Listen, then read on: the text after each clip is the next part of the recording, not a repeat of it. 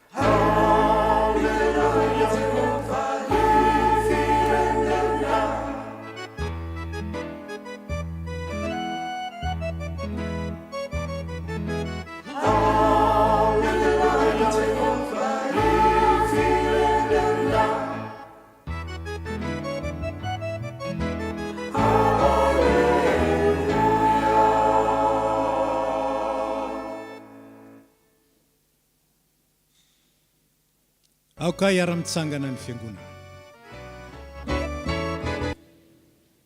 Amin'ny anaran'ny Ray sy ny Zanaka ary ny Fanahy Masina. Ny Apokalipsy 5:10, ny tapany faharoa amin'ny andinin'ny fahatelo ka hatramin'ny tapany voalohany amin'ny andinin'ny fahefatra, no entsika mankalaza sy manome voninahitra ny tompontsika. Lehibe sy mahatalanjona ny asanao Tompo, Andriamanitra tsy toa. Mahitsy sy marina ny lalanao, ry mpanjaka mandrakizay, iza no tsy hatahotra, ary iza no tsy hankalaza ny anaranao Tompo, fa ianao ihany ny masina, ary ny firenena rehetra ho avy ankohoka eo anatrehanao. Amen. Ira fahaenina. Ira fahaenina.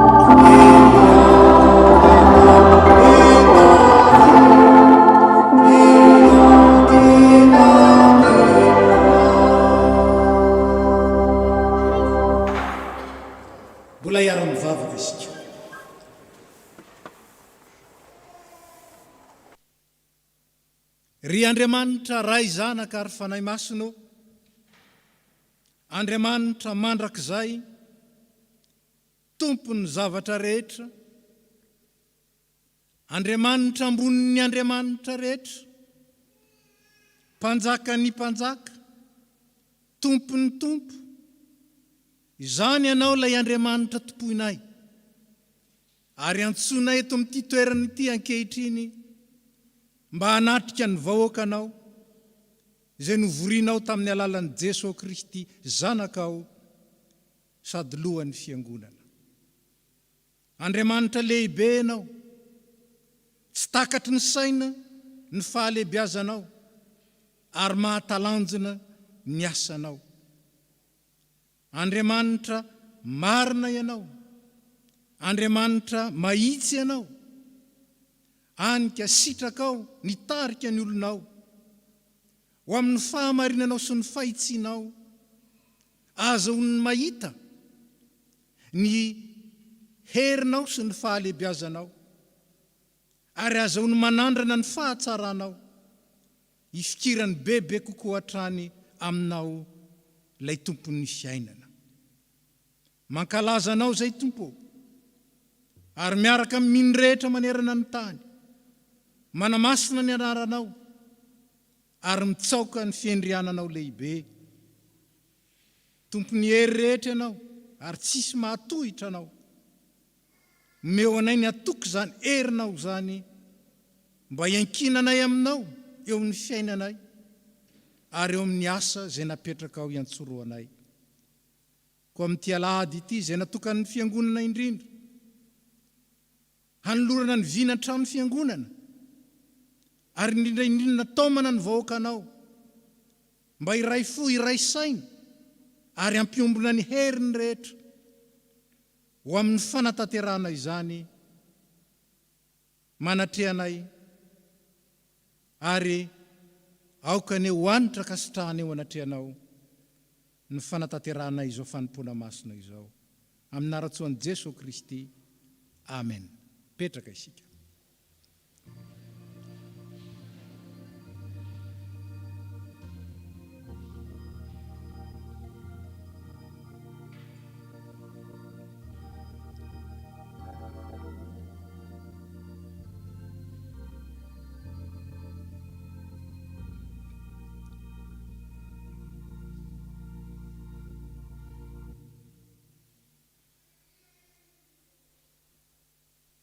Ry havana malala, enoy amin'ny mpanajana sady ampietreretana tsara ny tenana manambara ny sitrapon'Andriamanitra ao amintsika amin'ity alahady ity indray.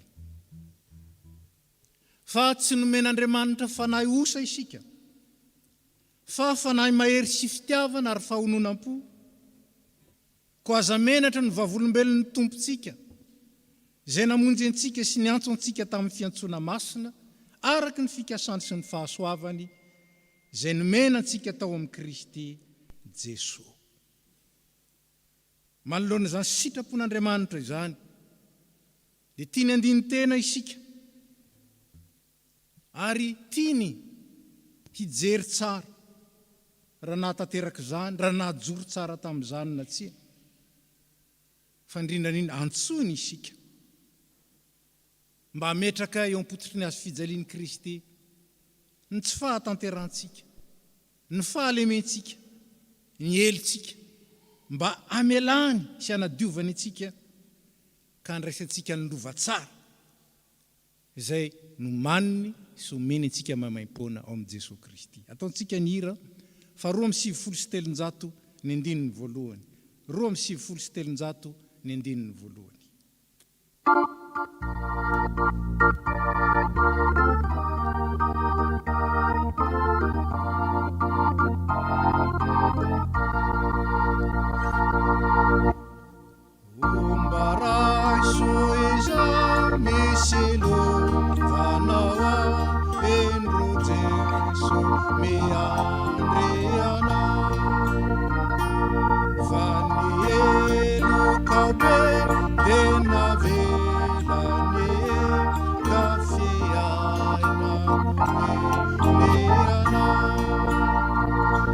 No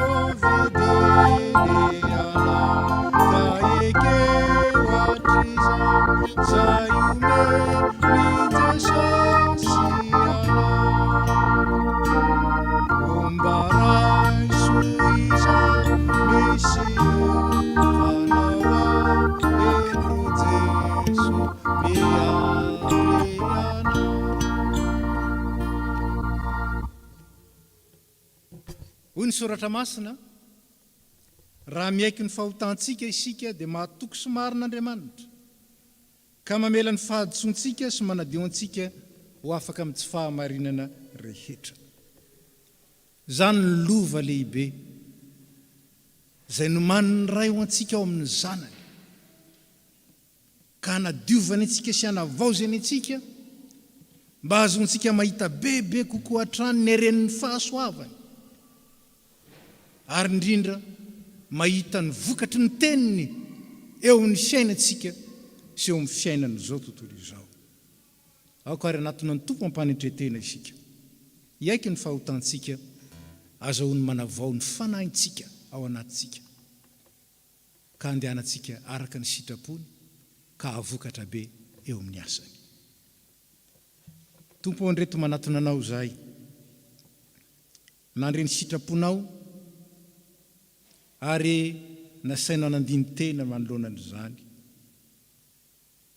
Fa tsy nomenao fanahy osa izahay, fa fanahy mahery sy fitiavana ary fahononan-tena.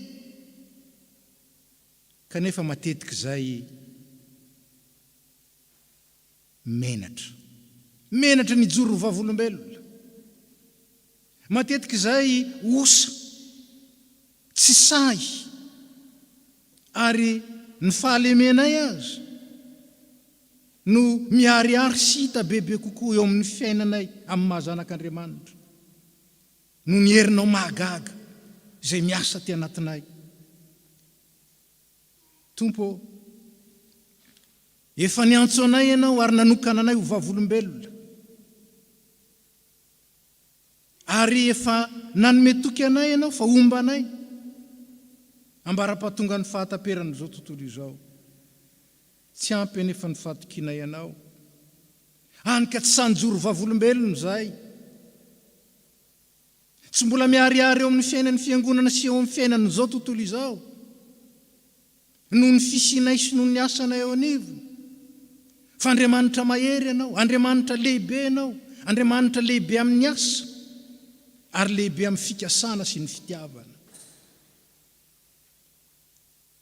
Misaotra anao anefa izay fa manaiky hanavao anay ianao. Misaotra anao izay fa mbola manaiky hitarika anay, androso hatrany hatrany ianao, mba ahazoanay mitombo ary ahazoanay mampiseho ny fahalehibeazanao sy ny fahatsaranao. Tompo, misaotra mitaona anay ho amin'ny fibebahana, ary misaotra mandray ny vavakay sy mamaly ny fifonanay miaraka ny fiangonana. Ry rainay be famindram-po mitalao aminao zay mamelany ilokay. Diovy zay ho afa-pahotana, sasao zay mba ho afa-keloka, ary avaozo ny fanahinay mba vonoka noloanao. Ny fitiavan'i Jesosy Kristy zanakao mpamonjy anay no angatanay aminao. Amen.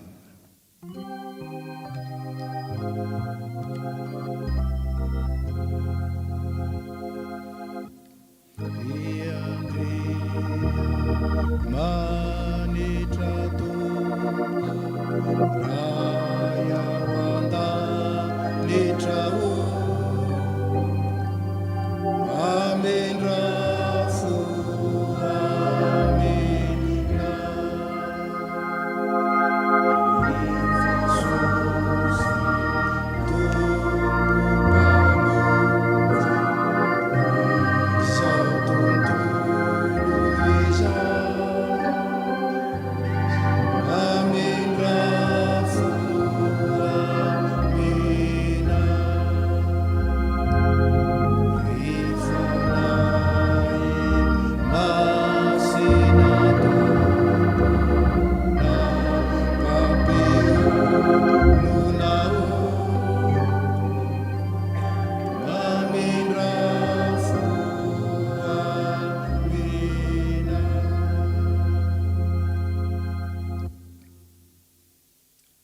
Ry havana malala, Andriamanitra tsy mba olombelona ka andainga,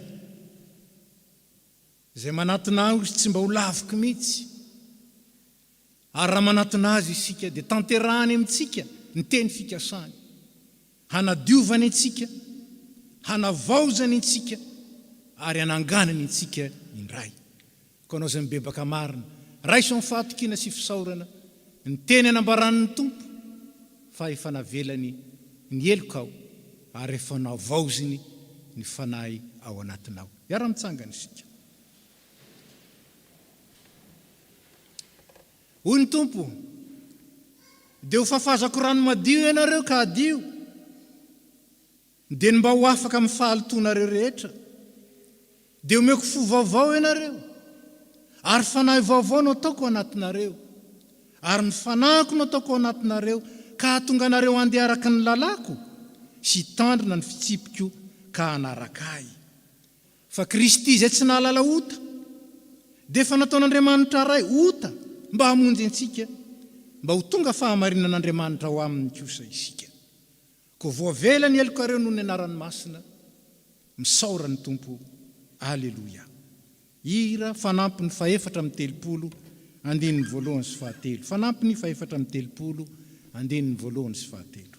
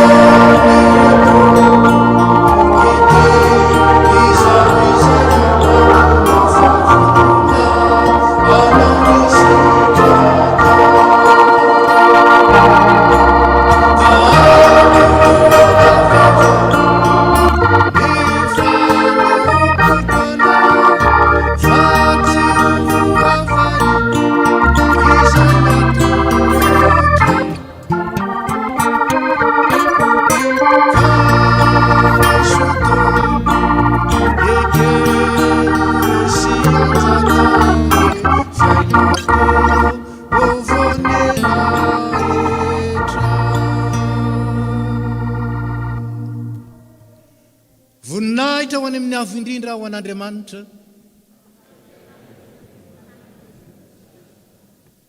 Petraka isika.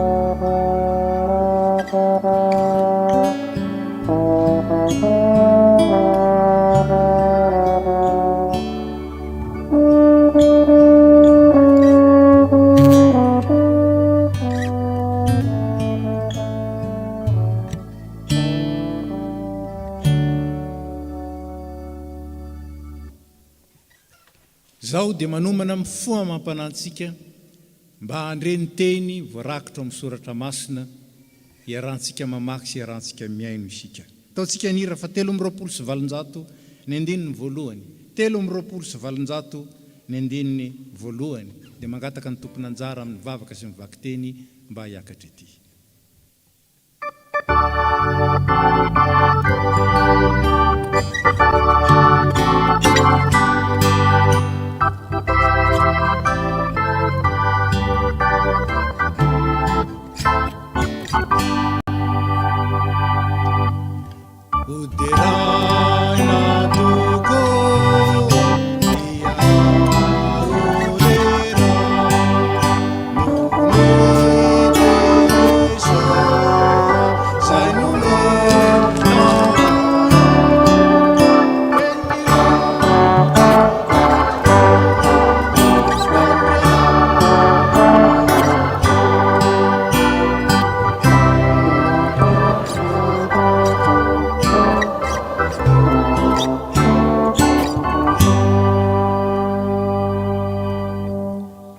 Isika riavana sotranao zay Andriamanitra rainay io fa tsy nafeninao aminay ny sitrabonao fa ambaranao aminay satria tianao loatra izahay.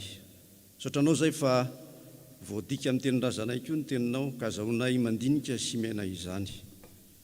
Dia omeonay ary ny fotsotra mba azahoanay mandray ny teninao ka tsy adevitra izahay. Fandray kosa izany amin'ny fanetretena sy ny fitiavana. Dia tahiko ny teninao zay hotoriana aminay rehefa avy eo Tompo. Aoka ny teninao zay tahaka ny sabatra roa lela mba hanavatsava ny natinay ihany ary hitondra fanavozana, fampahirezana ho anay tsiraray avy mahazonay mandroso amin'izao asa efa napetraka ao anoloanao izao. Dia mitenena ary Tompo fa mihaino izay mpanomponao. Amen.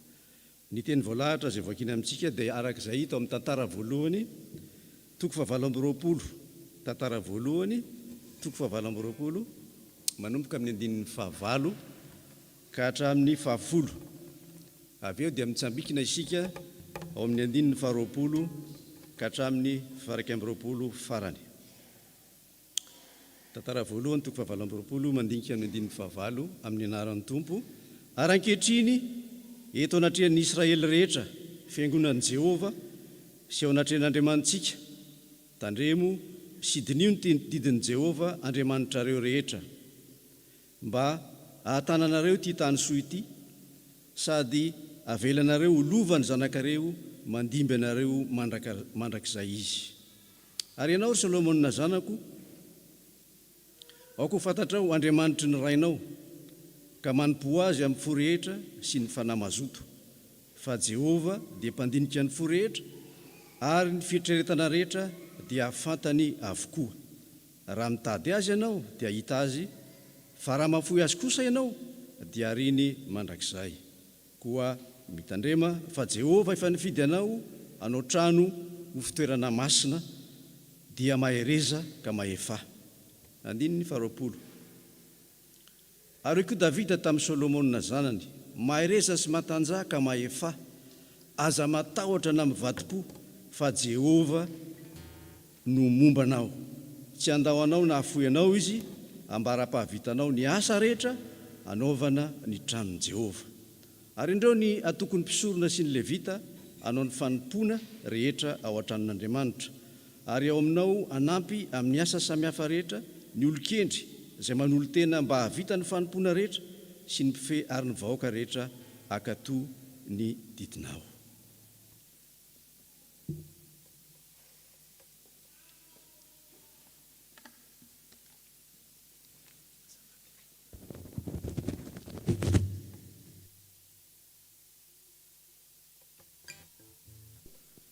Mbola ho toizantsika ny famakiana ny teny, izany dia ho hitantsika ao amin'ny Efesiana toko 4 andininy 14 ka hatramin'ny 21. Efesiana toko 4 andininy 14 ka hatramin'ny 21. Ary noho izany no andeha alehako amin'ny ray izay azo ho an'ny fianakaviana rehetra ny an-danitra sy ety an-tany anarana mba homeny anareo araka ny hareny voninahiny ny mba ho atanjahana fatratra amin'ny fanahy ny teo-panahinareo, mba hitoeran'ny Kristy ao am-ponareo amin'ny finoana ka maka sy orina mafy amin'ny fitiavana ianareo, mba aizanareo mba amin'ny olona masina rehetra ny ahafantatra tsara izay sakany sy lavany ary ahavony sy alaliny, ary alalan'ny fitiavan'i Kristy izay miohatra noho ny fahalalana mba hamenoana anareo ho amin'ny fahafenoan'Andriamanitra rehetra. Ary ho an'izay mahay manao mihoatra noho ny zavatra rehetra, eny mihoatra lavitra noho izay rehetra angatahitsika na heverintsika aza, araka ny hery izay miasa atao amintsika, ho azy eny voninahitra ao amin'ny fiangonana sy ao amin'ny Kristy Jesosy hatramin'ny taranaka farany indrindra mandrakizay. Miaraka hitsangana isika hamaky ny filazantsara. Filazantsara araka ny Lioka toko 4:20 andininy 5:20 ka hatramin'ny 5:30. Ary nisy vahoaka betsaka niaraka tamin'i Jesosy dia nitodika izy ka nanao taminy hoe, raha misy manaraka ahy ka tsy mankahala ny rainy sy ny reniny sy ny vadiny sy ny zanany sy ny rahalahiny sy ny anabaviny, eny ary ny ainy koa aza, dia tsy azo ekena ho mpianatro izy. Na zovy tsy mitondra ny azo fijaliana ka tsy manaraka ahy, dia tsy azo ekena ho mpianatro izy. Fa iza moa aminareo raha tsy tanao tilikambo no tsy mipetraka aloha mihevitra izay ho lany anaovany izany, na misy ahavitany azy na tsy? Fandrao rehefa nanao ny fanorenana izy ka tsy mahavita, dia andatsy azy izay rehetra mahita ka hanao hoe io olona io dia nanomboka nanao trano fa tsy nahavita. Ary iza moa ny mpanjaka raha andeha hiady amin'ny mpanjaka hafa no tsy mipetraka aloha ka mba haka hevitra tsara, na mahay mandresy ilay mitondra 2 alina amin'ny 1 alina izy na tsy? Fa raha tsy izany, raha mbola lavitra ny mpanjaka anankiray, dia ampitondra teny izy ka angataka fihavanana. Ary toy izany koa ianareo rehetra izay tsy mahafoy izay rehetra anananareo, dia tsy azo ekena ho mpianatro. Koa tsara ny sira, fa raha sira aza ny tonga matsatso, inona indray no ahasira azy? Tsy mahasoa ny tany na ny zesika izy, fa arian'ny olona. Izay tsy manatsofina ho enti miaino, aoka izy hiaino. Amen.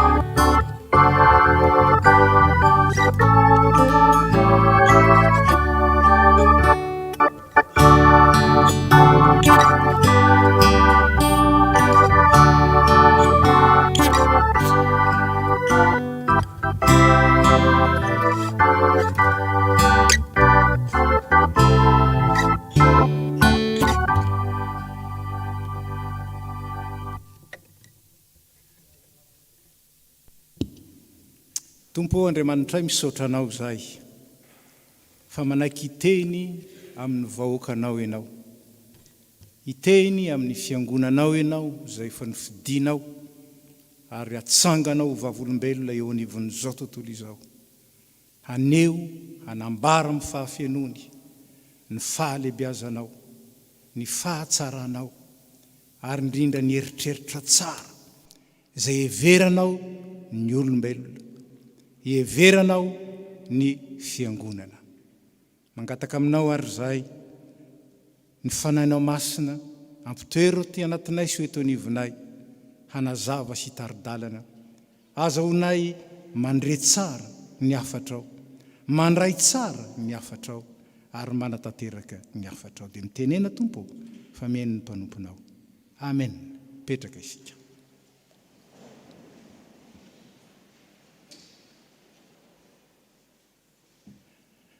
Mahereza sy mahatanjaka mahefa, fa Jehovah-Andriamanitra ny mombanao, ambara-pahavitanao ny tranon'i Jehova. Tenin'i Davida, lay lehilahy araky ny fon'Andriamanitra, tamin'ny zanany Solomona, izay nametrahany lova tsara. Inona zany lova tsara zany? dia nieritreritra tanteraka ho amin'ny tranon'Andriamanitra. Nanana fieritreretana manko Davida. Ahoana zaho izy mipetraka amin'ity lapa tsara tarety, nefa Andriamanitra sy ny vata misy ny fanekena mipetraka ao anaty tranolay tante. Tsara tokoa ny fanirian'i Davida saingy nieritreritr'Andriamanitra dia hafa. Saingy izao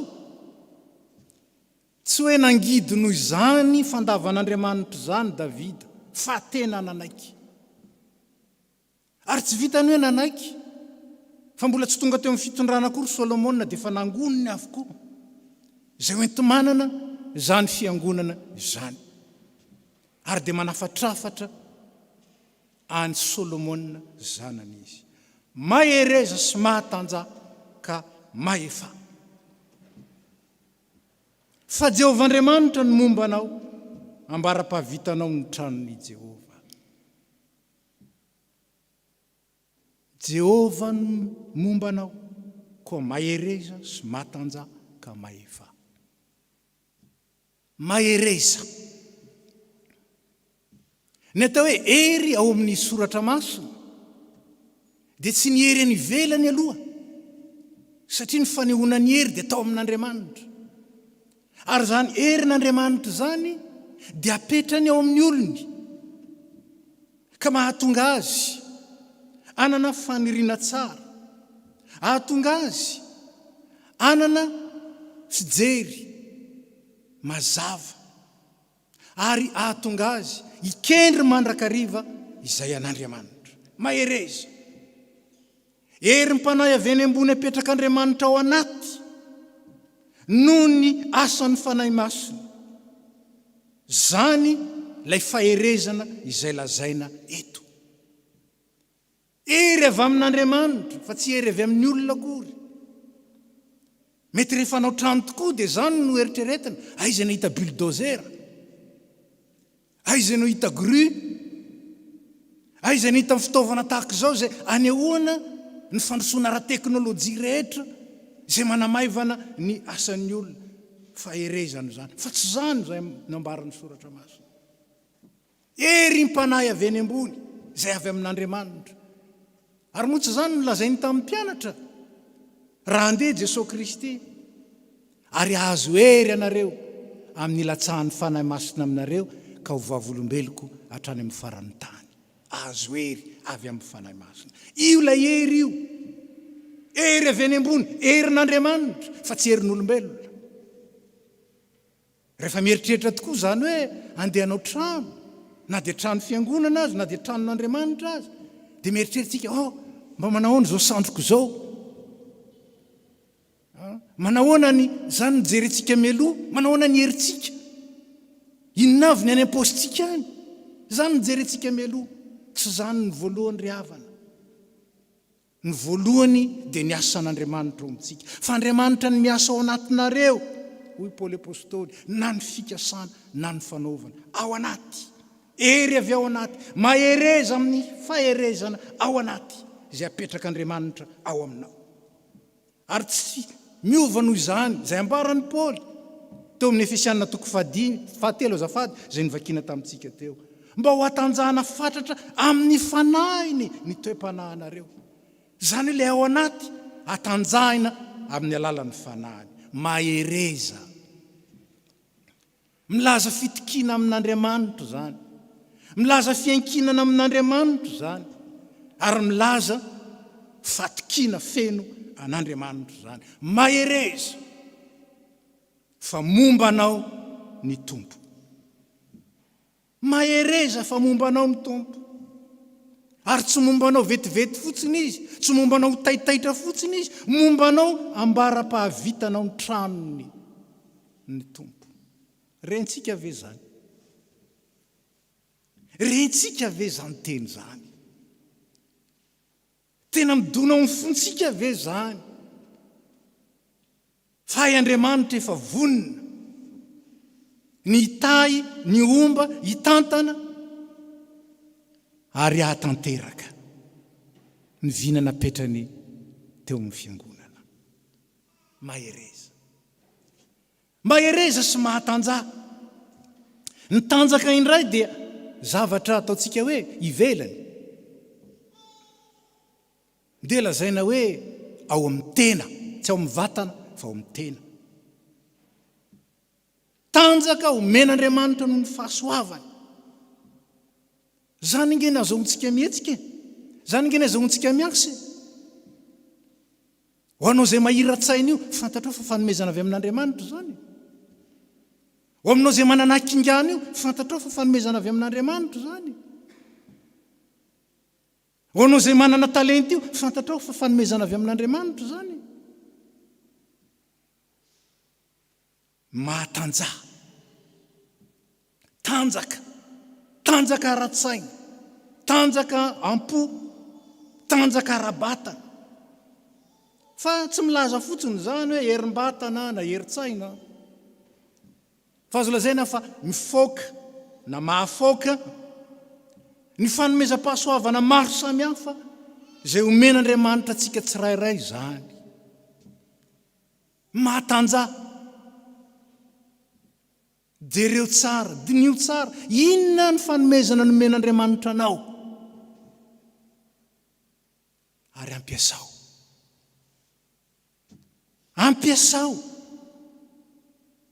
Fa momba anao ilay nanome izany anao. Ampiasao. Omen'Andriamanitra amin'ny alalako sy amin'ny alalanao, amin'ny alalan'ny fahaizanao sy ny fahaizako, amin'ny alalan'ny traikefanao sy ny traikefako, amin'ny alalan'ny izay ananako sy ny anananao, na kely, na antonontonony na lehibe, omen'Andriamanitra ho an'ny fiangonana amin'ny alalanao zany rehetra zany. Mahantra ny fiangonana. Raha toa ka tsy mihetsika, raha toa ka tsy mijery sy mikonsidere an'izany ny olona izay nandray ny fanahy masina tamin'ny alalan'ny batisa. Mahatanja, aza matoritory, fa milanao ny hafa ary mila ny hafa ianao. Fiombonana. Zany nge le fiangonantsika. Fiombonana mandroso amin'ny asa misiona. Fiarahamientana. Fa ahoana nisian'izany fiarahamientana zany? Satria Andriamanitra iray ihany nanome asa ianao karazana fanomezam-pahasoavana samihafa mba ahazahoana manatanteraka ny sitrapony. Ary zany no ambaran'i Davida eto. Ary ao aminao hanampy amin'ny asa samihafa rehetra ny olon-kendry izay manolo-tena mba havita ny fanompoana. Natao olon-kendry ao amin'ny testamenta taloha dia tsy hoe le olona endry fotsiny hoe bon ray aman-dreny zany. Fa natao olon-kendry dia manam-pahaizana anao zavatra, havita zavatra tsara. Zany natao olon-kendry. Manam-pahaizana, manana haitao, hairaha sy fahalalana, havitana asa tsara. Zany natao olon-kendry. Nomenany zany tsika. Asa ratsapatsika zany. Indraindray nge zany ampiatsitsika be mihitsy raha eo amin'izao tontolo izao hoe. Indraindray nge ny mpampiasantsika sy ny patron ary ny entreprise ny tena mitire profit amin'izany nefa fanomezana avy amin'Andriamanitra zany voalohany indrindra. Fanomezana avy amin'Andriamanitra zany voalohany indrindra. Nomeny aso nomeny anao dia ny mbola zaza, ny tombo, nanana fahalalana, ny sasany nahazo diplôma, fa ny sasany na tsy nanana diplôma azy, manana no enti manana amin'ireny, hoentiny manao amin'ireny. Matanjaha. Hevery zany, ary mirso. Aza misalasala. Mahereza sy mahatanjaha ianao fa momba anao ambara-pavitanao ny trano Jehovah Andriamanitra ary maefa. Indray dia anarana omeny ny malagasy ny zanany io maefa. Mahatanteraka no heviny, mahavita no heviny, mahatotosany heviny maefa tsy le olony nofinofo fotsiny, tsy le olony kabary sy ny ady hevitra, tsy le olona mahita fotsiny an-tsaina sy an-taratasy, fa olona maefa. Andriamanitry ny fahatanterana ny Andriamanitsika. I tsy ny tena misy mazava dia nandrasany teo ny mazava, fa nisy ny mazava. Misy zao dia nisy zao. Andriamanitry ny fahatanterana ny Andriamanitsika. Tiantsika tamin'ny fitiavana lehibe tsy nisy to azy izy. Dia nitanterany tamin'i Jesosy zany, fa tsy nofinofo tany fotsiny. Eny fa na dia niatra manaina azy, sy nandaozany ny fiandrianana sy ny fahalebiazana tany ambony tany. Nilaozany. Andriamanitry ny fahatanterana ny Andriamanitsika. Ny fitenin'ny filaza dia ny Andriamanitry ny volonté. Natao hoe volonté dia finiavana zay mahatonga ny olona anala zay rehetrarehetra manakatsaka anazy tsy hatanteraka ny zavatra kendreny. Zany natao hoe volontaire, manan'olona manana volonté. Tsy manaiky raha tsy mahavita. Andriamanitry ny fahatanterana ny Andriamanitsika. Ka tsy mamela ny fikasany sy ny asany tsy ho totosa ka dia mitay izy. Momba anao mandrapavitanao ny tranon'Andriamanitra izy. Entsika ve zany e? Fa tsy anaiky izy raha tsy vita io, raha tsy ho tanteraka io. Fa izaho sy ianao no nofidiny. Zany nolazainy amin'ny tantara zay novakitsika teo. Jehovah efa nifidy anao, tsapako sy tsapanao, eniko sy eninao ve zany? Hoe tsika rehetrarehetra zay mandre eto sy zay mbola mety andre, Jehovah efa nifidy anao. Jesosy Kristy tompon'ny fiangonana efa nifidy anao. Antsika moa zany atao hoe mifidy zany. Anatin'izany mifidy zany no mifantina. Be dia be ngeny eo e. Fa ianao kosa no navahany, nifidiny. Nofidiny ianao. Ary matoa ianao mandre zany antso zany. Matoa ianao teo nivon'ny fiangonana. Ary nandray zany vino zany. Nofidiny ianao. Ka maefa. Hoy Paoly izay nanomboka asa tsara tao anatinareo no ahatanteraka. Atombony any anatitsika ny asany. Dia nametrahany zany vino zany tao amintsika. Manomboka any. Ndraindray raha vao miresaka fiangonana, aiza nefa zany ohatran'ny am-paoziny zany no mamaika antsika. Ao anatitsika ao Andriamanitra no manomboka amin'ny projeny. Ao anatinao ao io trano fiangonana io, ao anatinao ao io no manomboka. Fa raha tsy manomboka ao io, tsy asan'Andriamanitra. Izay nanomboka asa tsara tao anatinareo, izy no ahatanteraka izany. Inontsika ve zany? Inontsika ve zany? Tsy Davida intsony ny teny amintsika fa ny Tompo. Jesosy Kristy lohan'ny fiangonana mihitsy no teny amintsika. Mahereza sy mahatanja ka maefa.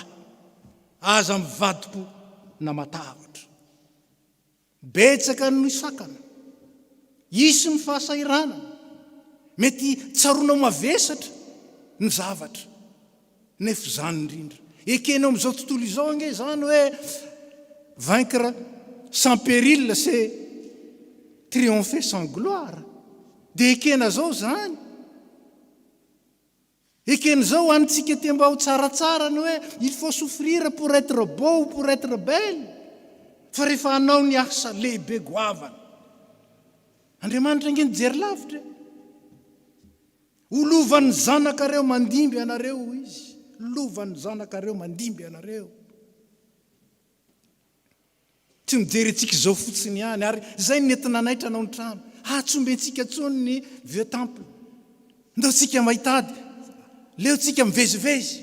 Zay ny manosika atsika. Ny tompo mijery lavitra, ny taranaka ho avy. Mieritreritsika atao firy zany, atao ohatranay zany kapasiteany zany. Ry olona, ny tompo ihany anontaniana ny kapasite. Aza ny tenanao, aza ny sainao, aza ny fijerinao. Ianao mijery ny rampitso, mijery ny afaka 5 taona. Ny tompo mijery ny taranaka mandimby. Zany aneny antsony antsika. mahereza sy mahatanjaka maefa ho iaho ny tompony miteny amintsika ka aza mivadi-po aza matahotra fa Jehovah Andriamanitra dia Andriamanitra ny momba anao. Lay Kristian'Andriamanitra velo lay efa niteny indro zao momba anareo mandrakariva ambara-pahatonga ny fahataperany zao tontolo izao. Izy miverina miteny aminao indray, tsy andao na afoy anao aho ambara-pahavitany ny asa rehetra anaovana ny tranon'Andriamanitra. Rentsika ve zany? Rentsika ve zany? Ary raha rentsika zany dia matoki. Midiran-tsehatra, matoki miankina amin'Andriamanitra, matoki apetrao aminy. Ary indrindra meteza ho fiasany, meteza ho mpanompony, meteza ho fitaovany, meteza ho rahalany sy anabaviny. Dia ho Paoly apôstôly rehefa miresaka ny amin'ity Andriamanitsika zay miteny amintsika mahereza sy mahatanjaka maefa, ary ho an'izay mahay manao mihoatra noho ny zavatra rehetra. Eny mihoatra lavitra noho izay rehetra angatantsika na heverintsika azy, araky ny hery izay miasa ato amintsika. Azontsika an-tsaina ve ny lanjan'izany teny zany? Hay ity Andriamanitra ity ka mahay manao mihoatra noho izay eritreretintsika. Eritreretra ny fiangonana zany tsika efa nahita tahatsy, nahita taroa, nahita an'izao. Hoay, inona ny tsy efa hitantsika? Dia reny no mandrafitra ny fieritreretantsika. Fa lazainy Paoly mazava tsara fa mahay manao mihoatra noho izay haintsika eritreretina Andriamanitra. Ary mahay manao mihoatra lavitra noho izay haintsika angatahana. Omeo zay tompo, trano mba mahavita olona arivo, zany mba ilainay. Mahay manao mihoatra noho izany Andriamanitra. Ary ampiny, tsy hoe mahay manao izany fotsiny izy, fa mahay manao izany izy araka ny hery izay miasa atao anatintsika. Apetrany ao atomitsika nge zany hery zany. Hery avita mihoatra izay eritreretina na angatahana. Zany izy. Misy fanontaniana be dia be mipetraka. Josafata angamba ny afaka mamaly azy. Hoy Josafata hoe antanio ny tenin'i Jehovah. Antanio. Izy antaniny fa azy io, tranony io. Aokisika tsy eritreritra fa afaka andrafitra ny tranon'Andriamanitra. Tsy afaka anao zany sika. Azy io. Ombieny. Dia Andriamanitra foana ny nametraka ny refiny fiangonana. Hatrany amin'ny apokalipsy azy. Natao amin'ny Mosesy zany tamin'ny tabernakely. Natao amin'ny David zany. Hitatsika ao amin'ny toko mialoha izao vakitsika izao. Ny toko 7:20 ary ao amin'ny 7:20. Napetraka Andriamanitra tao amin'ny Davida mihitsy zany refy zany. Napetraka tao amin'ny Ezekela ny fahitanany zany tempolon'Andriamanitra averiny aoriny zany. Petraka Andriamanitra ny tompony. Ka za maiky sika metraka fanontaniana zay tsika ihany no amaly azy. Fa andeha apetrakatsika amin'ny tompo, tsy fanontaniana. Fa ny amintsika apetrakatsika amin'ny tompo. Ty aho tompo, atao fiasana ho anao. Ka hery, atanjake, ary ahefa. Satria lay tompo, lay tsy toa, lay mandrakizay, lay efa mpandresy tao amin'ny Jesosy Kristy, zany ny momba antsika. Ambara-pahavitatsika ny tranon'ny tompo. Raiso ny fitahiana. Ho aminareo rehetra ny fahasoavan'i Jesosy Kristy, ny fitiavan'Andriamanitra ray ary ny firaisana amin'ny fanahy masina. Ampahery anareo sy ampahatanjaka anareo, ka efanareo tokoa izay napetraky ny tompo aminareo, ka ny voninahiny isandratra, ary ianareo kosa ho safinonoko ny fitahiana sy ny fahasoavana rehetra, noho nylay tiantsika ary miasa ao amintsika noho ny fahasoavany. Amen. Petrakisika.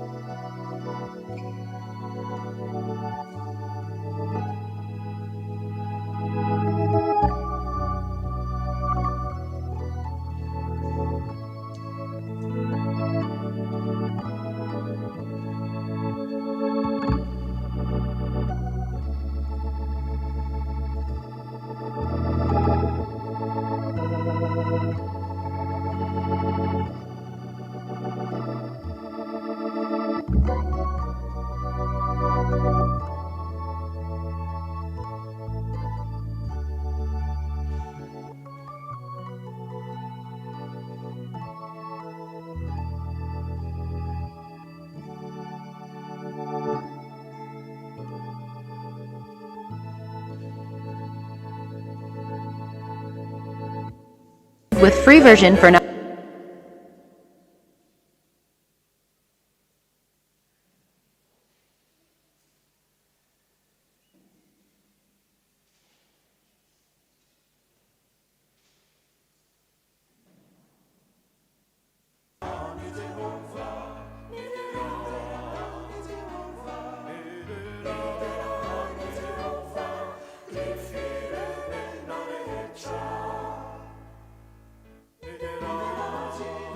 Created with free version for non-commercial use.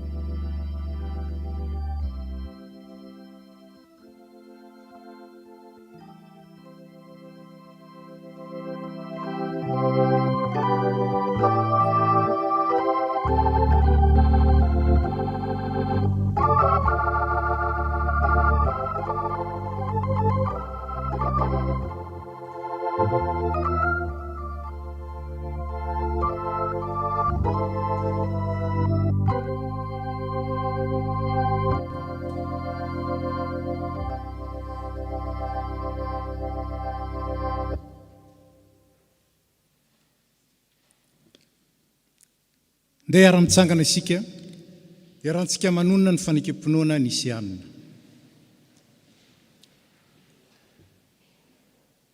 Isika mino an'Andriamanitra iray, raitsy toa, mpanao ny lanitra sy ny tany, ary ny zavatra rehetra na ny hita na ny tsy hita. Ary mino an Jesosy Kristy tompo iray, zanan'lahy tokan'Andriamanitra, nateraky ny ray ny talohan'izao rehetra zao, ny mazava avy amin'ny mazava, Andriamanitra tokoa avy amin'Andriamanitra, nateraka fa tsy natao, miray amin'ny zavatra rehetra, izy no naharina izao rehetra zao. Noho ny amintsika olombelona sady famonjenantsika, dia nidina avy tany an-danitra izy, ary nataony fanahy masina nofo avy tamin'ny Maria Virjiny, dia tonga olona izy. Nombona tao amin'ny hazo fijalian'ny fanavotana antsika, tamin'ny nanapahany Pônty Pilato izy, nijaly izy ary maty ka nalevina. Nitsangana tamin'ny maty tamin'ny andro fahatelo araka ny voasoratra izy, niakatra ho any an-danitra izy, ary nipetraka ao tananankavanan'ny ray. Avy any eviny ray amin'ny voninahitra, hitsara ny velona sy ny maty, ary mandrakizay ny fanjakany. Sika mino ny fanahy masina, tompo sady mpanome aina, izay avy amin'ny ray sy ny zanaka, ka hitsaona sy ankalazaina miaraka amin'ny ray sy ny zanaka. Izy dia niteny tamin'ny vavany mpaminany. Sika mino ny fiangonana iray, miorina amin'ny fanambaran'ny apôstôly, ary manerana izao tontolo izao. Sika manaiky ny batisa iray ho famelan-keloka, sady manantena ny fitsanganan'ny maty ary ny fiainana mandrakizay. Amen. Petraka isika.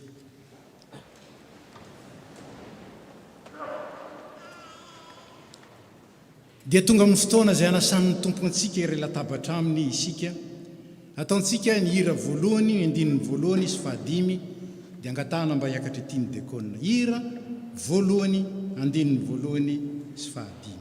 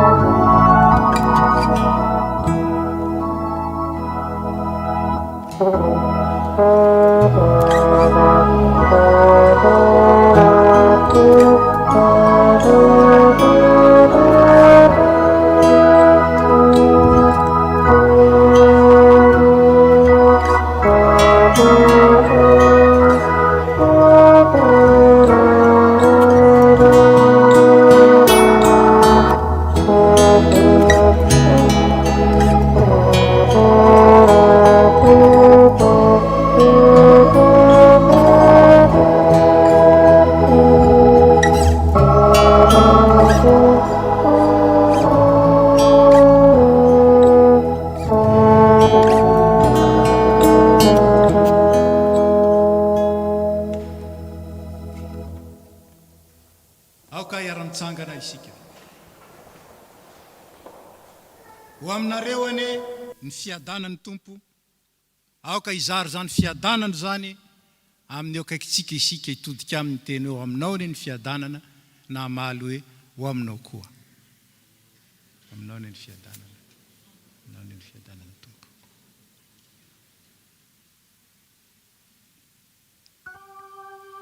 Asandra tony fonareo ho eo amin'ny tompo.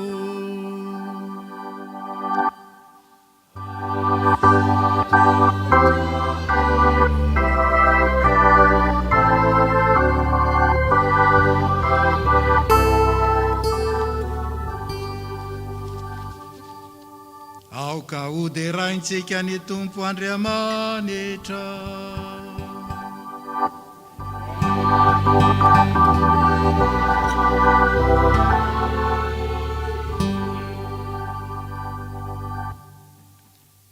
Entiko tompo ray masin'Andriamanitra mandrakizay mahefa ny zavatra rehetra.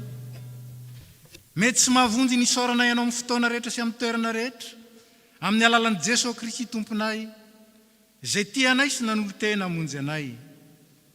Amin'ny alalan'ny kiniderany anjely ny fiandriananao, hitsaoan'ny fanapahana sy ny fahefana rehetra anao amin'ny tahotra, ary arahan'ny fiangonana any an-danitra sy ety an-tany, midera ny anaranao amin'ny fiobiana.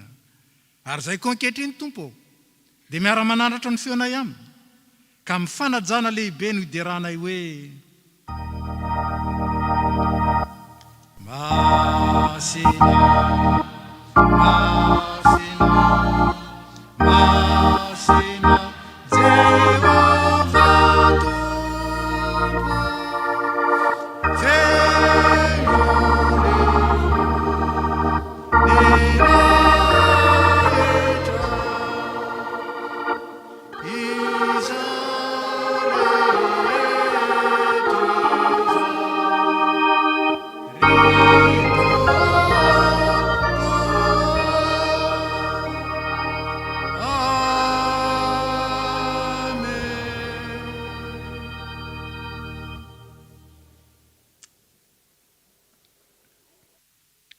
petraka ny fiangonana.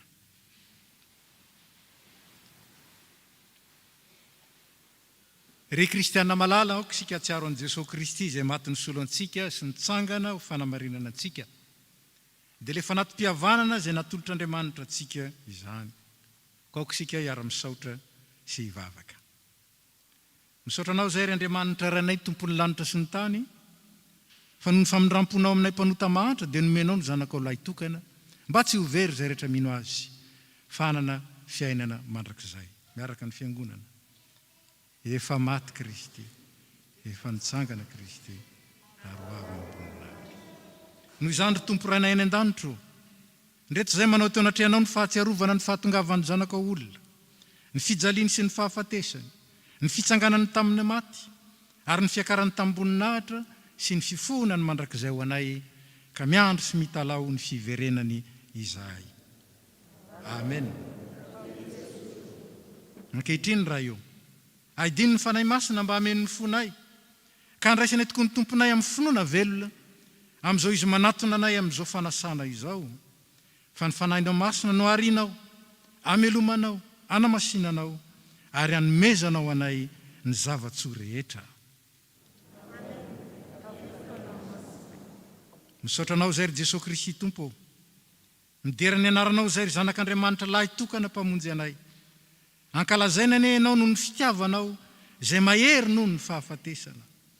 Ary zay izy tonga eto anatrehanao iombona amin'ny latabatrao, dia mangataka mba hampiraisinao aminao, ohatry ny sampana amin'ny voaloboka. Ampianaro ifankaty tahaka ny tiavanao anay izay, ary aoka izay ara-manana amin'ny fiangonana masina manontolo, ny fiononana sy ny fifaliana aminao, dia ianao zay miara-manjaka amin'ny ray sy ny fanahy masina, hatramin'ny taloha indrindra ka ho mandrakizay. Aoka hiara-mitsangana ny fiangonana. Enory havana ny teny voarakitra.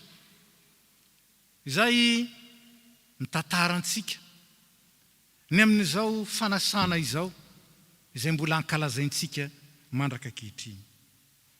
Fa Jesosy Kristy tamin'ilay alina zay namadiana azy, dia nandray ny mofo ary rehefa nisaotra izy dia nivakiny ka hoy izy, raiso ano ity ny tenako izay omena ho anareo izao no atao fahatsiarovana.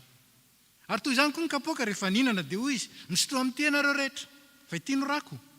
Dia ny amin'ny fanekena vaovao izay alatsaka ho an'ny rehetra ho famelan-keloka. Koa na oviana misotro ianareo dia izao no ataovy ho fahatsiarovana ahy. Koa misaorany ray izay nampamendrika antsika hanana anjara amin'ny lovan'ny olona masina eo amin'ny mazava.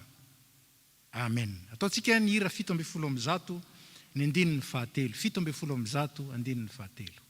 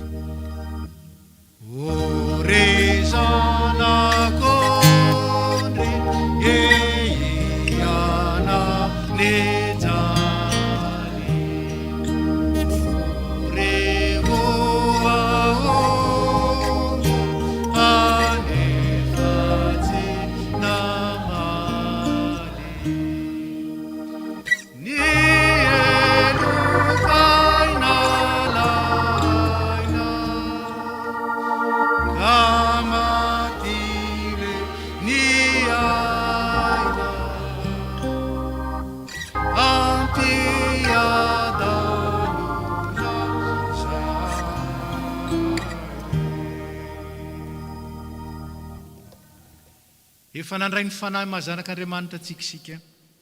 Zany no ahafahantsika manonona ilay vavaka ho an'ny ray nampianarin'i Jesosy antsika. Rainay ô izay any an-danitra, ho amasinina ane ny anaranao, ho tonga ane ny fanjakanao, atao ane ny sitraponao, ety an-tany tahaka ny an-danitra. Omeo anay n'io izay hanina sahaza ho anay, ary mamela ny elokay tahaka ny namelanay izay meloka taminay. Ary aza mitondra anay ho amin'ny fakapanao, fa manafanay amin'ny ratsy, fa anao mifanjakana sy ny hery ary ny voninahitra mandrakizay. Amen. Ny mofo izay vakitsika dia firaisana amin'ny tenan'i Jesosy Kristy tompontsika. Fa isika rehetra zao na dia maro aza ary samy hafa aza, dia tena iray ihany isika satria samy nihinana tamin'izany mofo iray izany avokoa. Ny kapoaka ny fisaorana izay isaorantsika dia firaisana amin'ny ran'i Jesosy Kristy tompontsika, dia ny ranon'ny famelan-keloka izay nanadiovany antsika mba nanantsika anjara amin'ny mandrakizay. Indro efa mitsangana eo am-baravarana ho ny tompo ka mandondona, raha misy mihaino ny feo ka mamono varavarana dia hiditra ho aminy aho ka hiara-misakafo aminy ary izy amiko. Nipetraka ny tsy mpandray ny fanasan'ny tompo. Zao koa isika dia manao ny hira fa 8:70. Hira fa 8:70 dia ho zaraina amintsika ny mofo sy ny kapoaka izay efa nahazo dia mipetraka mba azahoan'ny diakona mahita izay mbola tsy nahazo. Ataontsika izany hira izany 8:70.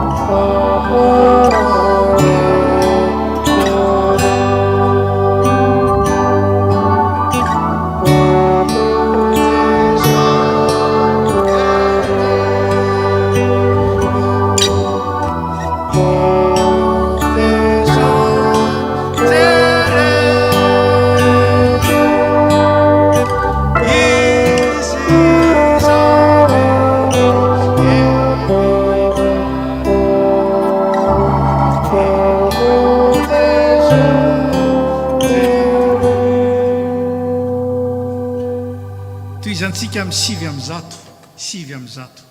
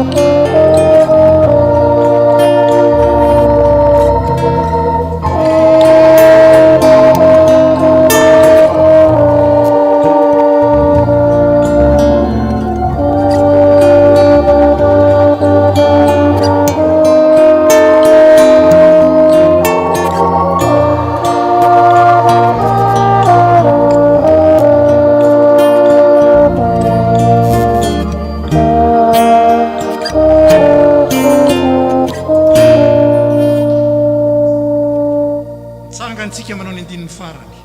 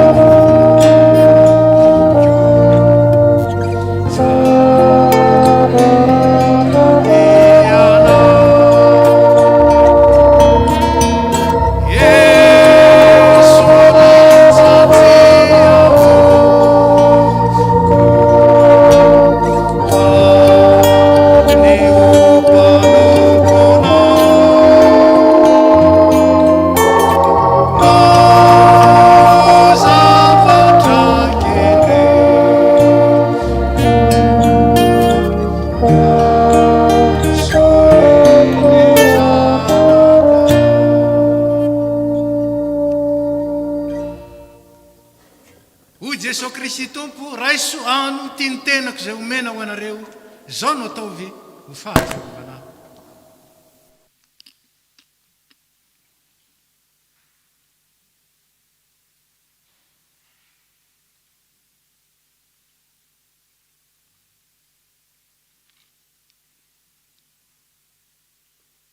Dia ho koa ny tompo sotroana rehetra ity fa ity no rako dia ny amin'ny fanekena vaovao zay latsaka ho an'ny rehetra ho famelan-keloko.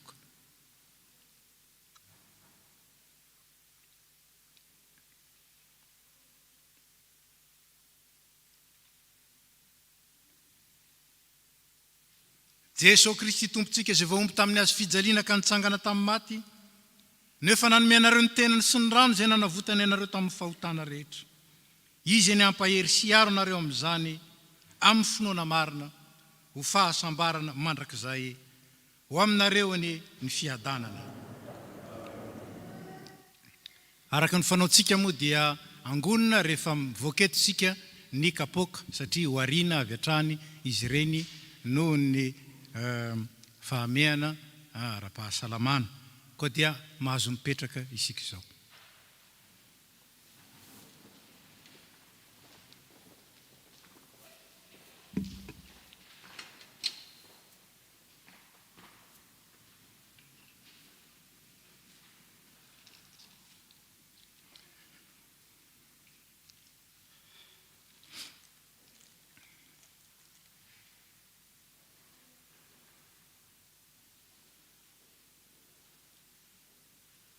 Mbola iara-mivavaka isika ry havana.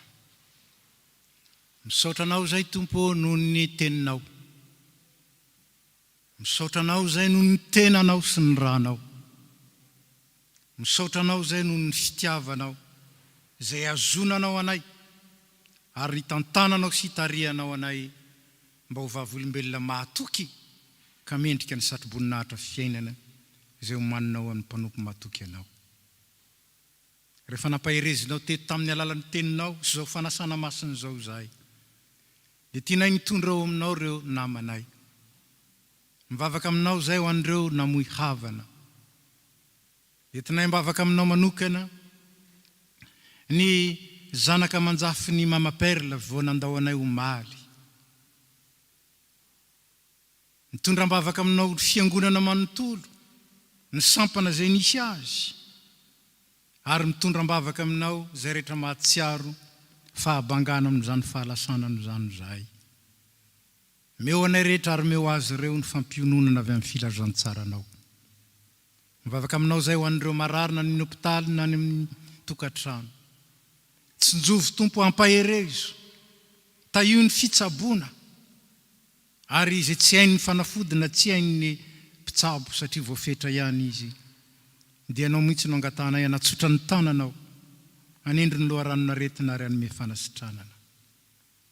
Mivavaka aminao zay ho an'ireo sahirana ninona antony zany fahasahiranana zany, na inona endriny, efa nitononao mpamonjy anay ianao.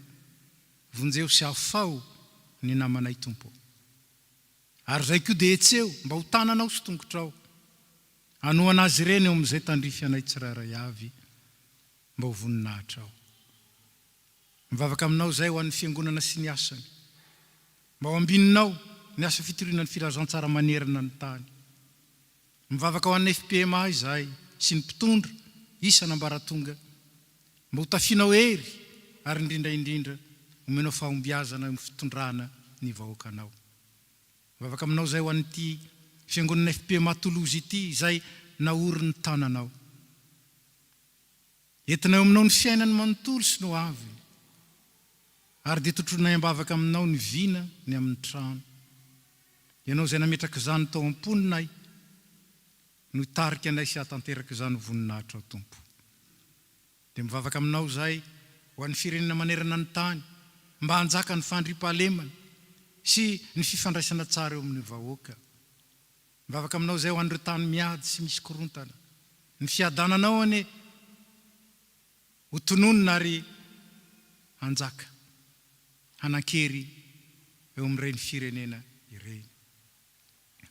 Mivavaka aminao zay ho an'ity tany mandray anay ity sy honenanay ity, mba hitoetra toy ny fiadananao ka hiadananay araka ny teninao. Mivavaka aminao zay ho an'ny Madagasikara tanyrazanay, mba ho tahinao ny ezaka rehetra, ho amin'ny fampandrosoana, ho amin'ny fampanjakana ny rariny sy ny hitsiny, ho amin'ny fandriam-pahalemana, ary ho amin'ny firaisan'ny vahoaka. Mivavaka aminao manokana zay manoloana izao Covid-19 izao, mba harovanao Tompo ny firenenay sy ny vahoaka malagasy, meo fahendrenan'ny mpitondra ahalala zay tokony ho atao hiarovana ny vahoaka amin'izany. Mivavaka aminao zay ho an'ireo zay anjadin'ny haintany ary miaritra anoanana, ary ireo zay nitofezaka tsy mahita akory zay hoanina isanandro.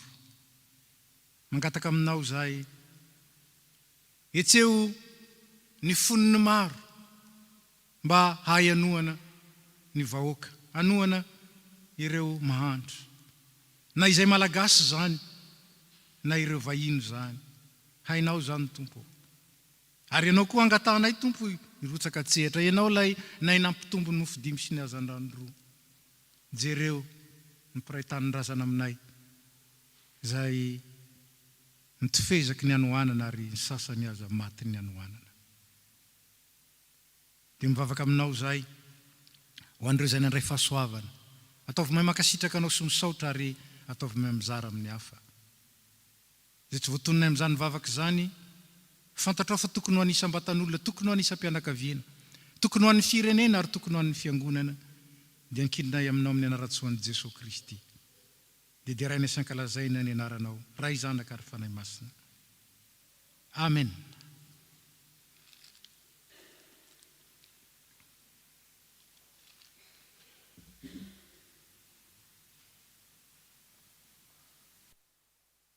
dia tonga amin'ny fotoana ilazana ny raharaham-piangonana isika mangataka ny tompony anjara mba hiroso amin'izany.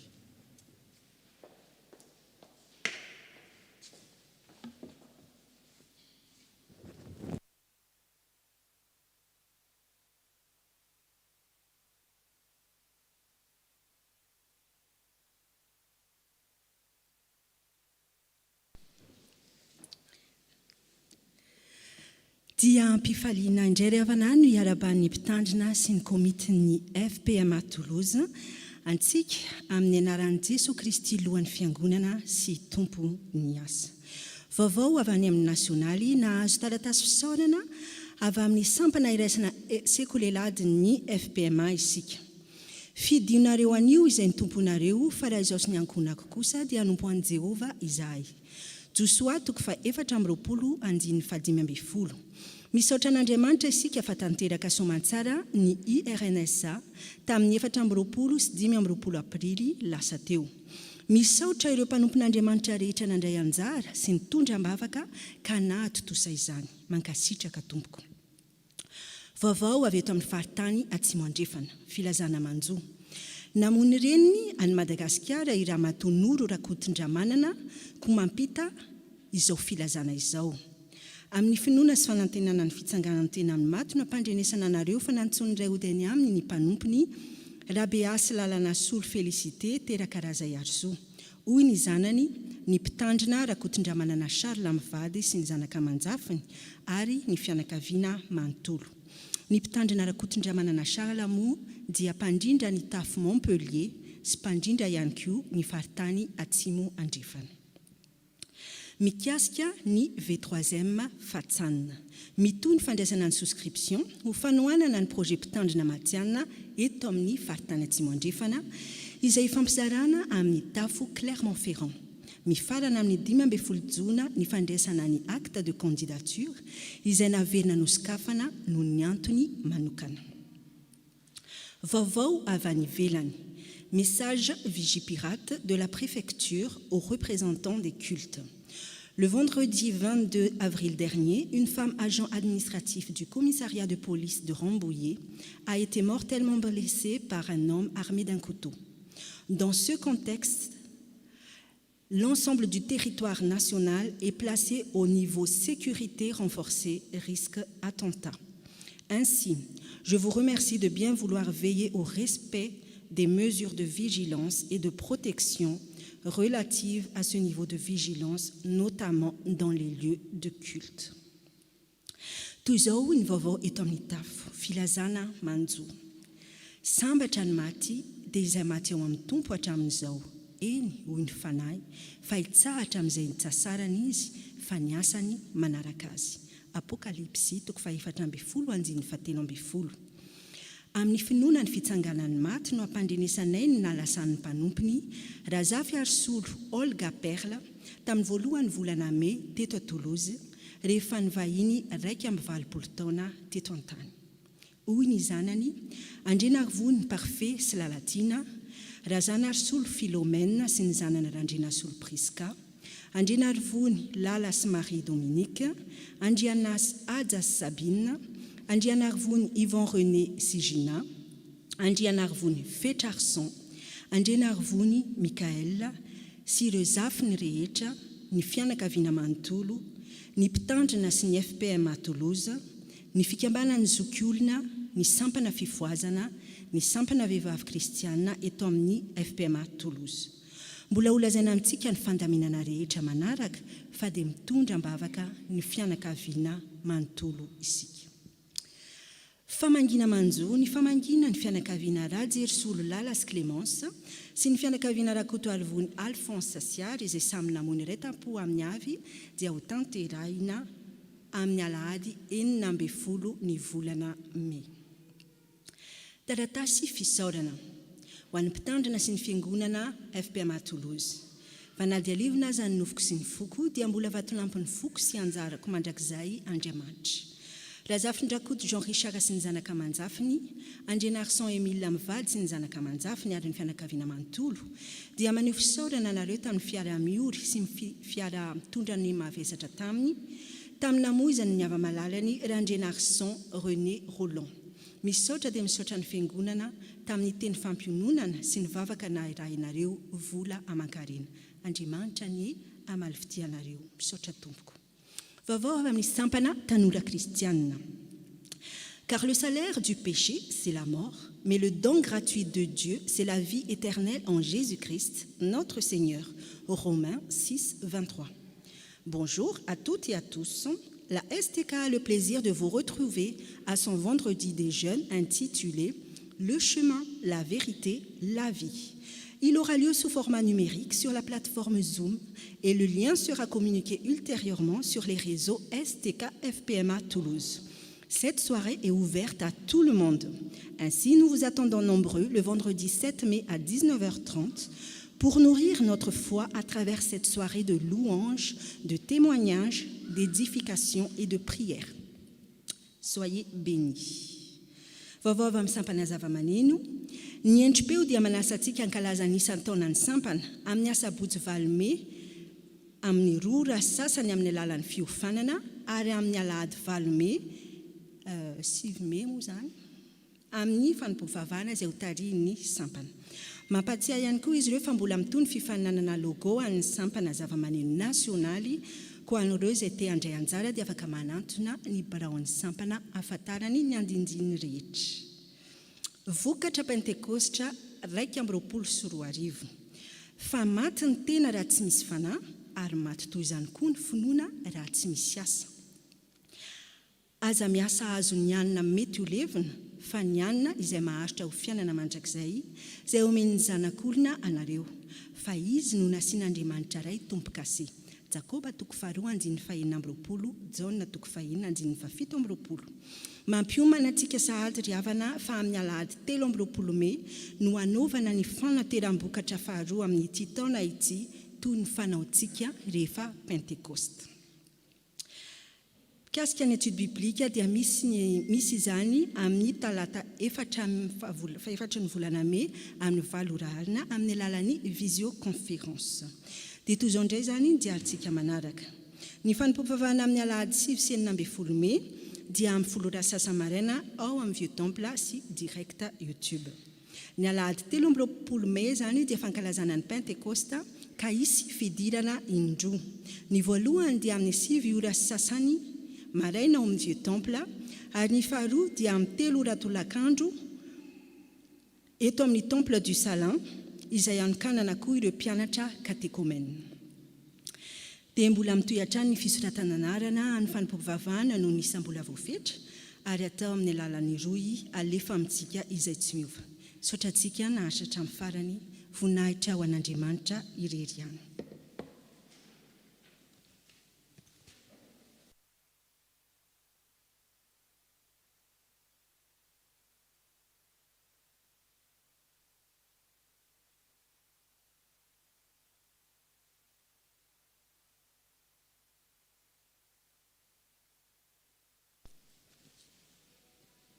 Fanaontsika ry havana miarahaba ireo vahiny izay izao vao miaraka amintsika eto na mandalo na ireo izay onona.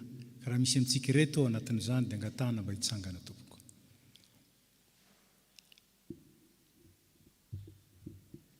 Tsy misy. Ary farany dia miarahaba ireo zokiolona isika izay nahatratra ny tsingerin-taona nahaterahany tamin'iny volana aprily iny. Misy 4 amin'ny rahavavy izy ireo. Raha ny tokantrano moa ianao dia angatahana mba hitsangana, raha eto dia angatsahana koa mba hitsangana ho eto hitan'ny olona. Raha matoy isan'izany lala Andray mampianina, tsy eto izy Aimé Rasolo Malala, hitako teo izy Pierrette Ratsimia, tsy eo koa izy raha tsy diso ary Ratiaray Rafalimanana na koa hoe Soso. Dia faly miarabanareo 3 mirahavavy ny zandrinareo, ny zanakareo eto anivon'ny fiangonana nahatratra indray ny tsingerin-taona nahaterahanareo. Fahasoavana lehibe avy amin'Andriamanitra zany. Ary dia miara-mifaly aminareo sy amin'ny ankonanareo ary ny taranakareo ny fiangonana manontolo. Izy ene ilay Andriamanitra efa nitantana anareo hatrany am-boaka, izy eny hatanteraka ny fanirina tsara rehetra ao anatinareo, hitahiry anareo ambanin'ny fahasoavany ary tsy hahaletonareo raha tsy efantsony ho amin'ny fitsarana mandrakizay. Ka dia arovany amin'ny ratsy, arovany izay manimba, arovany amin'izay mahafaty, ary zany ny vavaka tianay asandratra ho anareo. Iara-mivavaka isika. Tompo misaotra anao izay no reto zokinay reto, izay nitantaninao, narovanao, nanehoanao ny fahasoavanao, ary dia mahatratra nitsingeritaona naterahany tamin'iny volana lasa iny. Dia rainay ianao ilay tompon'ny aina, dia rainay ianao ilay manakitantana ny fiainany, dia rainay ianao ilay manomana ny tsara rehetra ho azy ireo, mba ho voninahitry ny anaranao sy ho fifalian'ny fony. Rakehitriny zay, dia te hametraka azy eo am-pelantananao, ka nininna tsara tompo, nininna mateidera, nininna mampandroso, na nininna mampisandratra ny voninahitra ao, dia tanterao amin'ny fiainan'ireo zany. Ny fikasana tsara rehetra, ny eritreritra soa, dia aoka ianao tompo, no tompo marika sy hiantoka izany mihitsy. Dia mivavaka aminao zay, mba irovanao azy ireo amin'ny ratsy rehetra, irovanao azy amin'izay manimba, irovanao azy amin'ny etraketraka izao tontolo izao, irovanao azy amin'ny aretina maro samihafa mety manimba, irovanao azy ireo amin'izay mampisaraka aminao. Ary ninninna asandratra izy ireo sy asandratray ho azy ireo amin'ny alalan'ny vavaka tononina amin'ny fanahy, dia no andapa amin'ny fahasoavanao zany, ary meo azy malalaka. Ary dia mangataka aminao zay, ho fianonao ny fiadananao ny fiainany, ho fianonao ny fifalianao ny fony, ary indrindra na iza alieny, dia aoka mpamirapiratina ho amin'ny ny tavanao. Minaratsoanao Jesosy, misaotra. Amen. Dia amin'ny rarisoa indrindra tompoko mahazo mipetraka nareo. Dia tonga amin'ny fotoana ny fanaty sika izao ry havana, ny hira fa 500 nataontsika, dia ho tatazana ny rakitra ny ray mandeha ihany araka ny lazaintsika, fa dia atambatsika ho dolidoly izay rakitra fanaontsika teo aloha, ka tsaroa fa izay manome amin'ny fifaliana no ankasitrahan'ny tompo. 500.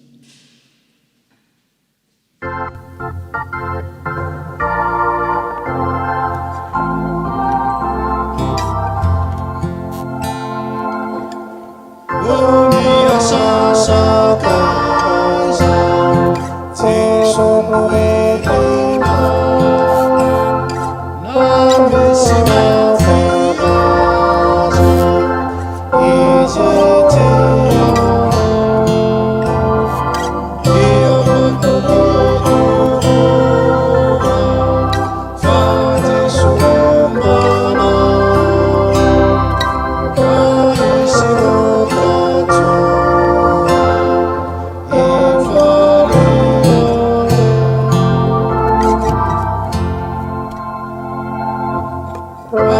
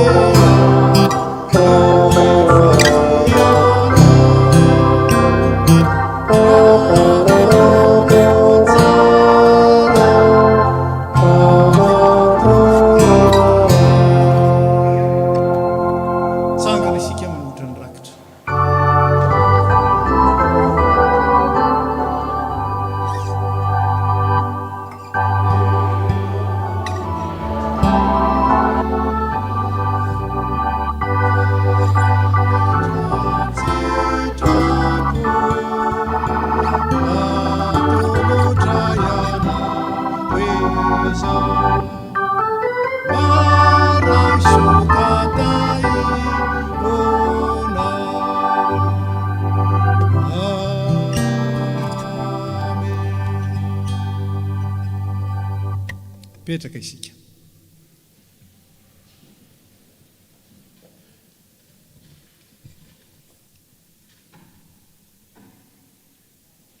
Zao dia tonga amin'ny fotoana anolorantsika na anolorana amintsika ny vina trano fiangonana isika.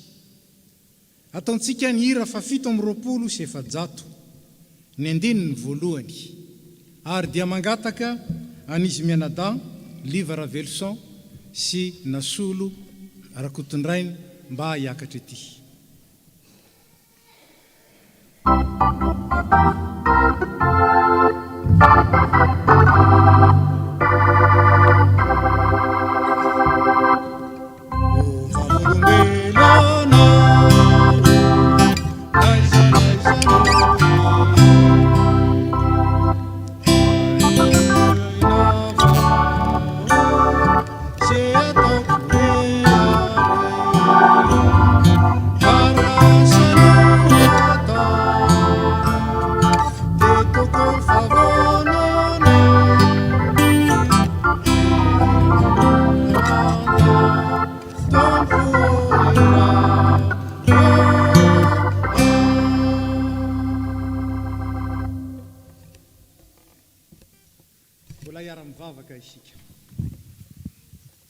Tompo misaotra anao zay fa manoloana anao eto ny fiangonana mba azahoanao manolotra izao vina lehibe apetraka ao amin'izao. Fitokisana lehibe izao, andraikitra goavana kanefa kosa fantatrao fa raha tsy toananao zay, raha tsy ambininao zay, raha tsy tarihinao zay, tsy ahefa izany mihitsy. Fantatrao ny fahalemena, fantatrao ny fahakelezana, fantatrao ny tsy fahatanterahana, kanefa kosa efa niteny ianao tamin'ny alalan'ny teninao, ary naneo zany tamin'ny alalan'ny mpanomponao, fa ny herinao dia tanterahana ao amin'ny fahalemenay. Meo anay ary ny anaiky ahery no ny herinao, meo anay ary ny handray ny tanjaka avy aminao ka hiasa izany, meo anay ny hatanteraka sy ahefa. Ko dia toroa ny lalanao zay mba ho voninahitry ny anaranao, ny fiainanay sy ny fiainan'ny fiangonana. Amin'ny anarantson'i Jesosy, amen. Fanolorana tsotra ihany natao amintsika androany, tsy valapatritsika na amin'ny fotoana, satria ny fotoanantsika rehetra dia hibanjinantsika n'izany vina lehibe izany. Fa ny zavatra tanterahantsika androany dia ny fanolorana amintsika ny vina amin'ny ataony hoe famehezana azy, synthèse d'une manière synthétique, ary ireo zay hitarika antsika, antsoina koa hoe komitin'ny trano izay hitarika antsika andamina ny asa mba azahoantsika mandroso miaraka. Fa rava ny fanjakana zay miady an-trano hoy ny tompo, ary zay tsy miara-mamory amiko ny tompo dia manahaka. Noho izany zava-dehibe ny fisian'izany fiarahana mizotra izany, ka zava-dehibe ny hitovian'ny fijery, ny cohérence, ary zava-dehibe koa ny sin'ny fiombonana ny cohésion. Ka dia ao amin'izany no anolorana antsika izao vino izao, mba ho saina iray ary fo iray, fanahy iray no etsika mibanjina an'izany asa lehibe apetraka ny tompo amintsika izany. Ka atolotra tsotsotra amintsika izany vina izany, ka amin'ny alalan'ny fanontaniana vitsivitsy. Voalohany, tranoniza. Fanontaniana tsy tokony hipetraka izany kanefa tsara ihany ny ametrahana azy, satria tranon'Andriamanitra izany. Andriamanitra amin'ny Jesosy Kristy ny tompony. Raha vao resaka voalohany amin'ny fiangonana Jesosy dia hoy izy, eto amin'ity vatolampy ity no ahoriko ny fiangonako, ahoriko ny fiangonako azy. Fa isika vahoaka an'Andriamanitra kosa no manorina sy mitantana ary mampiasa ny trano. Ka soa laim-panantsika teny hoe antsika izany, tsy antsika fa an'Andriamanitra ahoritsika, tatanitsika ary ampiasaintsika eo ambanin'ny fahazavany sy eo amin'ny fanoavana azy. ka dia izy lohan'ny fiangonana no mitarika antsika amin'izany. Ka na dia tao tsy tokony hipetraka aza ny fanontaniana, tsy maintsy apetraka satria izao anao ny tranon'Andriamanitra isika.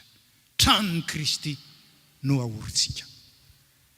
Ny faharoa, trano atao inona? Be dia be ny eritreritra mandeha hoe inona avy no azo atao amin'izany. Fa ny zavatra lehibe dia izay efa napetraka Andriamanitra hatrany am-boalohany, tamin'ny Mosesy, tamin'ny Davida sy Solomona, ary napetraka koa ao amin'ny filazantsara. Ny trano koa izy atao trano fivavahana, fa tsy atao trano fieren'ny jiolahy. Ny jiolahy zany dia izay manao ny tranon'Andriamanitra tsy ho trano fivavahana, fanaovana zavatra hafa. Ninona? Azo amarinina ne? Azo amarinina ne? Ndraindray tsy hita izay maharatsy azy. Fa ny destination voalohan'ny tranon'Andriamanitra dia ny trano amirinin'ny tompony olona, mba hiaona aminy ka hiara-mivavaka aminy, ary natao iarahana mankalaza azy. Toerana iarahana manompo an'Andriamanitra sy iarahana manatanteraka ny asany, ary trano hitaizana sy hanabeazana ny olona izay tempolon'Andriamanitra. Trano hanabeazana koa izy, ary tsy maintsy jerena eo amin'ny fiainan'ny fiangonana zany hoe inona avy ireo lafim-panabeazana ilain'ny fiangonana, ka ilantsika ny ampiasana n'izany trano zany ary amaritana izay mety ho architecturan'izany trano izany. Fanontaniana fahatelo, trano manao ahoana zany? Manao ahoana ny habeny? Dia samy mispekule ao daholo, samy manana ny fijeriny daholo. Raha nararaka tsara n'ilay teny vakina tamintsika, Andriamanitra dia mitsinjo hatrany amin'ny taranaka faramandimy ho amin'izany trano amoriny ny taranaka faramandimy, izay anampy ny tompo isan'andro ho isan'olombonjena. Ary zany ny perspektiva. Ny fahatokintsika sy ny finoantsika fa raha miasa Andriamanitra dia mitombo isan'andro ny isantsika, ka tsy nisantsika izao no antsika mandrefy zany trano zany, fa nisa n'izay mbola ho antsoin'Andriamanitra anatevin-darana antsika. Efa 10 taona lasa izay nipetraka ny problème, fa tsy tafiditra tao amin'ny templetsika. Misy aza ny tonga dia mody, misy dia aleony tsy tonga mihitsy satria tsy tafiditra. Ny tompo manomana ho an'izay mbola ho avy rampitso. Ny tompo manomana ho an'izay mbola tsy teraka akory aza, ary zany no vinapetrany ao anatintsika, tokony hanosika antsika. Ka ny ferana ho arivo, satria symbolika moa zany isa hoe arivo. Ny Kristo roi, ny Église du Kristo roi zay iangonantsika isaky ny Krismasy, dia 800 eo ny kapasiteny. Zany hoe rehefa Krismasy tsika dia manakaikikaiky ny 800 eo. Manahoana rehefa afaka 10 taona, afaka 520 taona, dia mbola 800 ihany ve? Sady tsy asa mihitsy ny tompo, sa isika koa no tsy asa. Noho zany finoantsika, noho zany ataontsika hoe hery anaty apetraka ny tompo amintsika, ny tombon'ny ambaindain'ny fanjakany sy ny ambaindain'ny fiangonana zany, dia apetrakitsika aloha amintsika, fa izy ihany ny tantanantsika, fa mety amintsika mihoatra zany izy. Ka dia natao hoe andray olona arivo, farafahakeliny. Farafahakeliny. Ozy ny tompo rehefa manatona azy ny olona mila vonjy, tonga avy aminao arak'izay inonao. Zany ny teniny. Ka ho ianao hoe efa-jato dia efa ampy, dia ho efa-jato tokoa ny ianao. Ny mpaminany Elisa dia namonjy vehivavy manano tena anankiray, dia mpanao diloilo izy. Dia andana izy angony dolodolo ny récipient azo anaovana asina inity izy, diloilo, menaka zany. Angony dolo, dia renina midinao andoavana ny trosanao. Lasa izy nanangona, dia hozy izy Elisa, nga tsisy tsony anga, zay nga vita nga, tsisy tsony hozy izy. Ay, rehefa zay ihany ny voangonao dia zay ihany ny fianoana. Dia ny fianoana Elisa, fianoana Elisa. Ny ferany ny isan'ny tavoara zay Anina ty zany hon'Andriamanitra ny vonina ny fianona diloilo. Tongava aminao arak'izay inonao. Ninina natao mihitsy hoe farafahakeliny. Fa ny tompo mahay manao be. Mihoatra lavitra noho izay eritreretintsika na itsignyaka tany. Raha mino sika. Raha mino sika. Aiza ny toerana iorenany. Ny angatantsika amin'ny tompo dia mba hoeto ny Tolozy sy akaikaiky ny Tolozy. Tsy voatery andeha any amin'ny 20 kilometra tsika iangona. Ngamba ny sarotra be zany. Ka dia iantanta amin'ny tompo tike. Mba hoeto Tolozy sy ny manodidina. Ary dia isika rehetra tsy ady hevitra amin'izany. Fa inona fa zany no mahasoa antsika izao ary mbola hasoa ny taranaka ho avy. Ka dia ho amin'izany no amalintsika ny fanontaniana sy anandratantsika vavaka ho an'ny tompo mba hanatanteran'ny faniriana tsara rehetra. Fa efatra, trano atao amin'inona? Inona ny entina manao azy? Isika olony no manome sy miasa, fa ny tompo no mampitombo sy mahatanteraka. Aintsika tsara ny amin'ny lay namana ny tompo ny olona tsombo 5,000. Misy firy any aminareo izy. Misy firy any aminareo. Dia ento. Dia nentiny avokoa ny 5 sy ny hazandrano, mofo 5 sy hazandrano 2, fa raha ino moa izy nieritreritra ny tenany dia allo 3 ihany namene. Mofo 3 ihany sy hazandrano anankiray fa atao kosa tika mba antsika ty e. Ary zany no nataony Ananias Safira tao amin'ny bokin'ny asan'ny apôstôly raha fantatrareo tsara. Rehefa nangoniny ny fiangonana daholo ny fananany rehetra mba iombonana ny azy namelany kely tany na feniny tany tsy natolony avokoa. Dia fantatsika ny efarany fa nosaziany ny fanahy masina izy maty teo i Ananias Safira, zany mivokany. Ngamba tsy ampatahotra antsika zany fa be famindrampony Andriamantsika. Fa ny zava-dehibe kosa dia izao. Tsy nanome an'izany antsika ny tompo raha tsy vitantsika zany. Tsy angataka ninina amin'ny tompontsika ratsy omeny antsika meloa zany. Zany no zava-dehibe. Ka atao amin'inona? Aza mieritreritra aloha, mierikerika hoe aiza indray zao misy inona moa ty izy mpanome vola, aiza zao no mety ahitana an'izao, aiza isika aloha. Ary zany ny zavatra niseho araka ny Korintianina 2:9. Tamin'ireo fiangonana tany Makedonia. Fiangonana kely ozy Paoly. Kely par rapport ny tany Korinto. Fiangonana be zany tany Korinto zany. Dia nilokaloka ny tany Korinto hoe zay anao e, zay anao.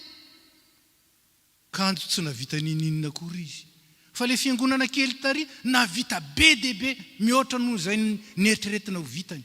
Dia lazainy eo ny secret satria ny tenany iny natolo no an'ny tompo aloha. Zay ny lakle. Rehefa natolo no an'ny tompo ny tenany dia niasa tao amin'ny fananany sy tao amin'ny heriny, tao amin'izay fanomezam-pahasoavana nanana. Niasa tao amin'izany ny tompo nahavita be ireo fiangonana tany Makedonia ireo. Zany ny lesona ho antsika.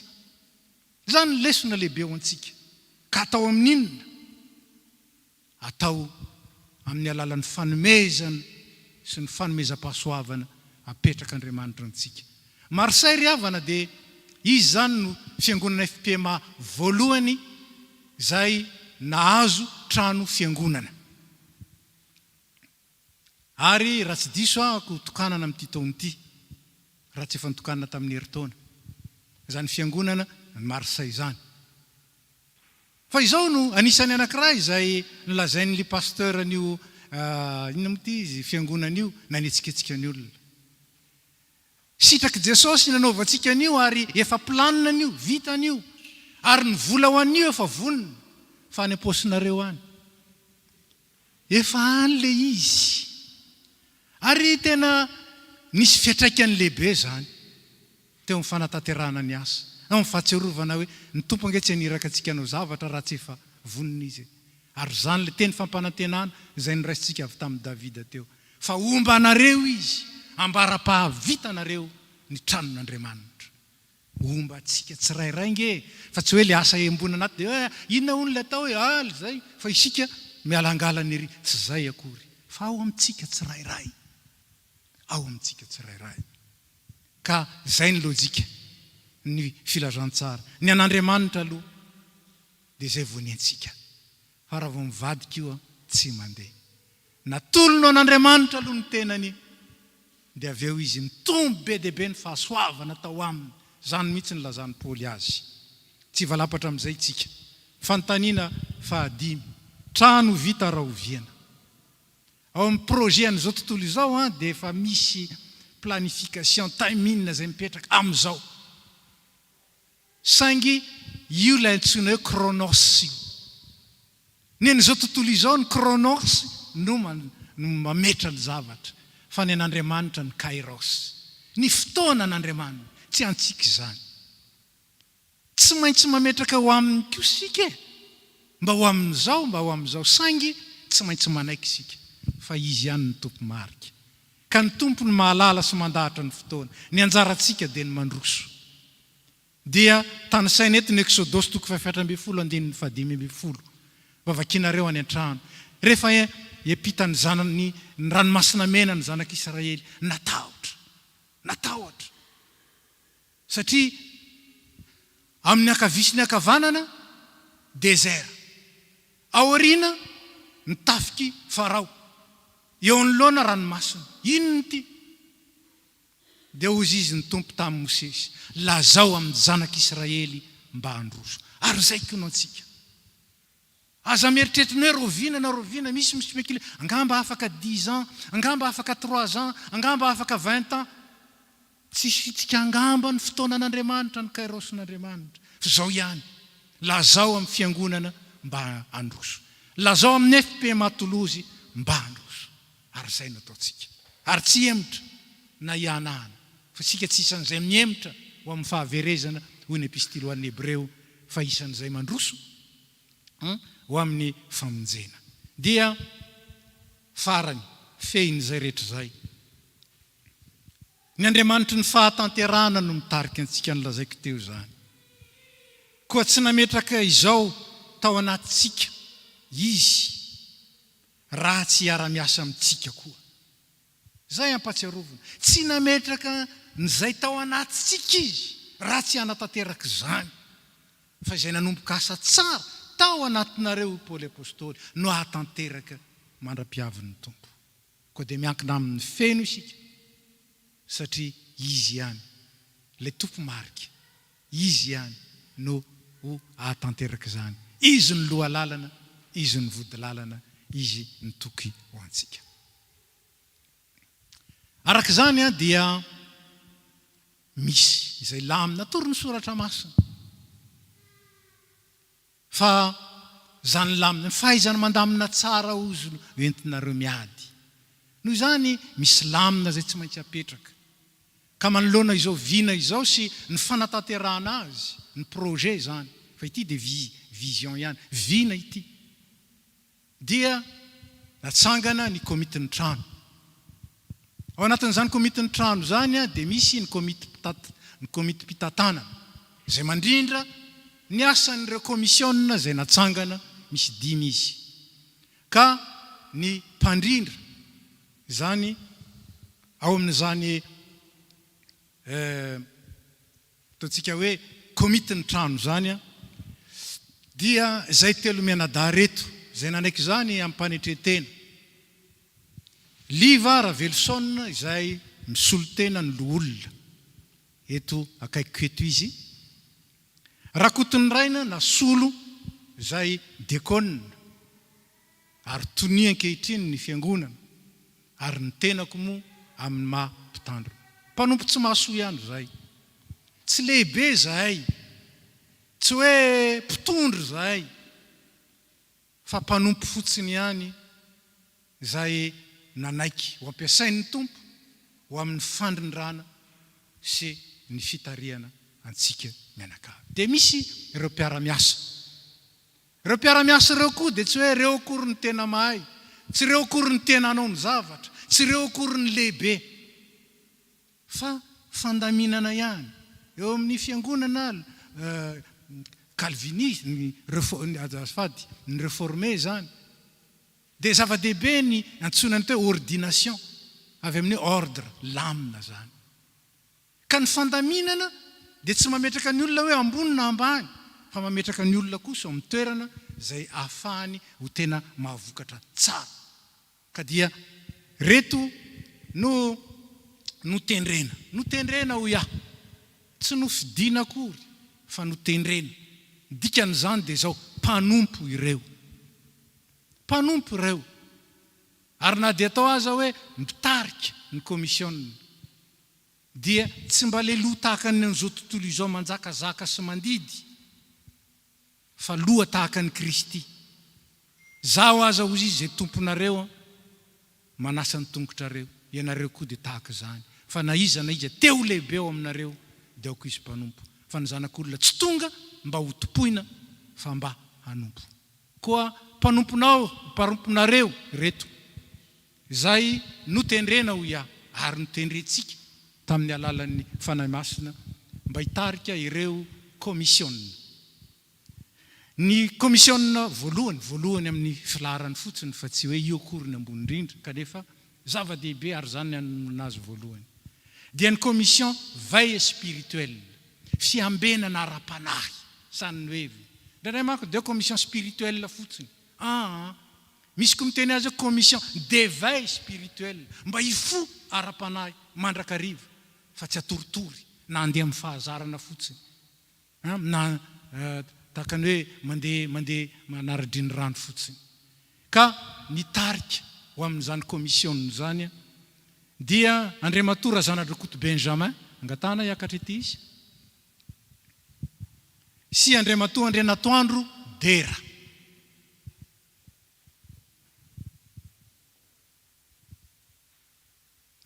Izy mianaka zany no ao amin'izany komisiona ny veille spirituelle zany, fa hitarika sy andrindra fotsiny anentana fa isika zay mahatsiaro mahatsapa ao anaty ao, fa tokony andray anjara amin'izany, moteur ao anatin'izany, dia aza misalasala manatona n'izy mianaka misoratra anarana, fa isika rehetra dia tokony ho any anatin'ny komisiona daholo.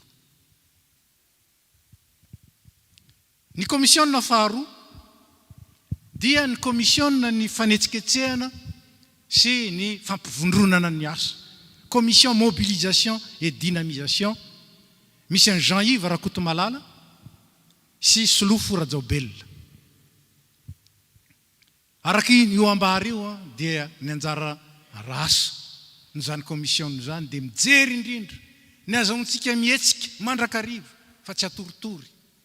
Matetika manao yo zany ny mpanompon'Andriamanitra na ny olo amin'izao tontolo izao, indraindray mafana dia indraindray mangatsika dia indraindray mafana, fa zay anjara asa apetraka amin'izareo mba tsy hahatonga antsika ao anatin'izany yo zany, dia ny manetsiketsika antsika sy mampivondrona antsika mandrakariva mba hiombokery ary nina entana isan'andro. Ny komisiona fahatelo dia ny komisiona ny serasera na ny komision communication, misy an'ny Soreora Andriamanantena sy Nanora Samuely. Araka izany moa ny serasera dia manao izay ahatonga antsika au courant ny fandehan-javatra sy ny fivoaran'ny zavatra rehetra. Raha misy zavatra ilaina dia ampitaina amin'ny alalan'izy ireo any amintsika zany taoko hoe filana izany. Raha misy zavatra izay avy any amintsika koa tokony ampita dia amin'ny alalan'izy ireo no ampitatsika izany, mba azahoany mampahafantatra sy mizara izany amin'ny komitin'ny trano manontolo zany. Ny fahaefatra ny komisiona ny lalàna sy ny fitrandrahana, commission juridique et investigation, fa ao anatin'io koa ny prospection. Dia misy any Ravaka Ravelomanana zany sy Manitra Razafinomanana. Antsika fa aty amin'ny tany misy lalàna, manamarika fotsiny ava tsy mitovy ny lalàna mifehy any Madagasikara sy ny aty mikasika ny fiangonana, mikasika ny fananatany sy ny fanorenana, tsy mitovy. Mila fantatra zany, inona no azo atao, inona no tsy azo atao. Ary aiza no mety ahitana ny lalana ahafahana miroso na amin'ny fananganana na amin'ny fividianana na amin'ny fanamboarana arak'izay ilaina. Ka dia izy menada mitarika eo amin'izany ny farany indrindra ny commissionna dia ny commissionna ny fitantanam-bola, commission financière, misy an'ny faramampiona Rakotoardina sy Andi Andrianjafitrimo. Izy menada zany no isahana ny mikasika ny kirakira arabola. Mbola mety ivoatra, itombo io commissionna io arakaraka ny androson'ny asa. Fa eto am-piandohana aloha dia ireo. Ny farany izay tsy tokony adino dia misy mpanolotsaina. Raha ny tena marina dia ny loholona no tena mpanolotsaina, nefa hitantsika fa efa tafiditra ao anatin'ny rafitra voalaza teo ireo olona roa, dia ny fahatelo nampidirina ao anatin'ny fanoloratsaina izany dia Andriamatoa Iarlaza Randremahefasoa. Hoy aho teto am-piandohana hoe fanomboana ihany zao. Reo aloha ny rafitra misy amin'izao fotoana iangantsika. Fa mety ivoatra, itombo, iatsara reo arakaraka ny androsontsika.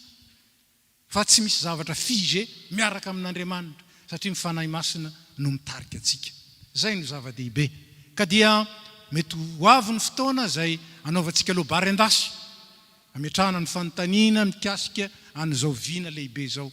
Fa izay nataontsika androany dia ny fanolorana, ny vina ary ireo komitin'ny trano izay hitarika antsika ho amin'izany. Ary satria tsika rehetra ny tomponantoka, satria tsika rehetra ny nametrahan'ny tompo izany anjara aso zany, dia mangataka antsika hitsangana hivavaka isika. Tompo misaotra anao zay noho ny fitokisana napetraka ao taminay hanao ny tranonao. Izahay amin'ny maha kristianina anay ny tena fiangonana. Nefa dia fantatrao fa mila toerana izay azahoanao mamory anay, azahoanay anao mitaiza anay sy manolokolo anay, azahoanay miaona aminao sy mivavaka aminao ary manome voninahitra anao, ary azahoanao manefy anay, manamboatra anay, mampianatra anay, mitaiza anay ary mampanompo anay. Tompo, mivavaka aminao zay ho an'ny fiangonana manontolo. Raha voarainay teto zany vina izany dia azony amin'ny teninao zay le teny fikasanao. Ary aoka ny herin'ny zany teninao zany ho aty anatinay, ho fanotra isanandro ka tsy angatsika, tsy atoritory, tsy ho kivy, tsy emotra ary tsy hitoetra, tsy mihetsika, fa ho vonina mandrakariva ho amin'ny asa tsara izay ho maninao isanandro androsonay amin'izao. Misaotra anao zay nanomboka asa tsara taty anatinay, ary dia angatahanay nitarianao anay, tsy hijanona zay tompo raha tsy vita ny tranonao. Dia anao nideranao nihaja ny voninahitra amin'izany, ho anay kosa ny fitombona, ho anay kosa ny fahafenon'ny fahasoavanao, azonay matateraka ny fiazakazanay koa, andraisanay sitraka avy aminao lay tomponay sy Andriamanitray. Dia amin'ny anaratsoan'i Jesosy Kristy misaotra tompo. Amen. Dia mipetraka isika rehetra, mahazo mipetraka koa ianareo. Manomboka izao zany dia isy amin'ny alalan'ny serasera, ny azahoantsika vaovao, azahoantsika famelabelarina, azahoantsika ny fanentanana, azahoantsika hatrany araka ny lazaiko teo, tsy matoritory intsony fa miainga isika. Lazao amin'ny fiangonana mba handroso, dia mandroso isika ho voninahitra Andriamanitra. Amen.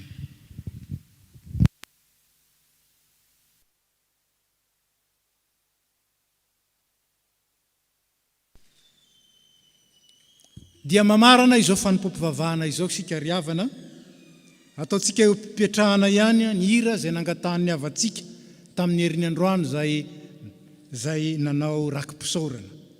Ny firana fanampiny 2:30. Tafiditra tsara amin'izao vinantsika izao zany, ka dia iraintsika amin'ny finoana koa, ary indrindra isaintsainantsika sy anohanantsika ny avantsika zay nandray fahasoavana ka nanao rakim-pisaorana. Fanampiny 2:30, ataontsika eo mpipetrahana ihany.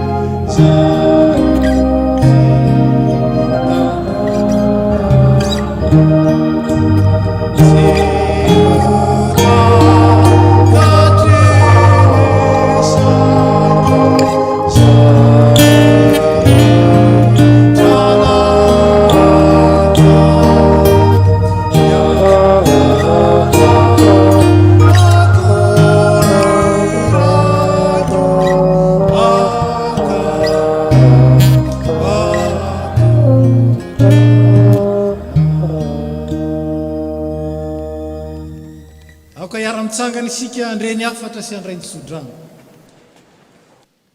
Fa tsy nomen'Andriamanitra fanahy osa isika, fa fanahy mahery sy fitiavana ary fahononantena, ko aza menatra ny vavolombelon'ny tompontsika, zay namonjy antsika sy niantso antsika tamin'ny fiantsoana masina araka ny fikasany sy ny fahasoavany zay nomenantsika tao amin'ny Kristy Jesosy. Dia raisy ny tsodrano tononona amin'ny anaran'ny Tompo. Hitahy anareo aneny Tompo ka hiaro anareo. Ampamirapiratra ny tavany aminareo aneny Tompo ka hiantra anareo. Anandratra ny tavany aminareo aneny Tompo ka hanome anareo ny fiadanana. Amen. Fanampy ny faefatra amin'ny roapolo, andininy faharoa. Fanampy ny faefatra amin'ny roapolo, andininy faharoa.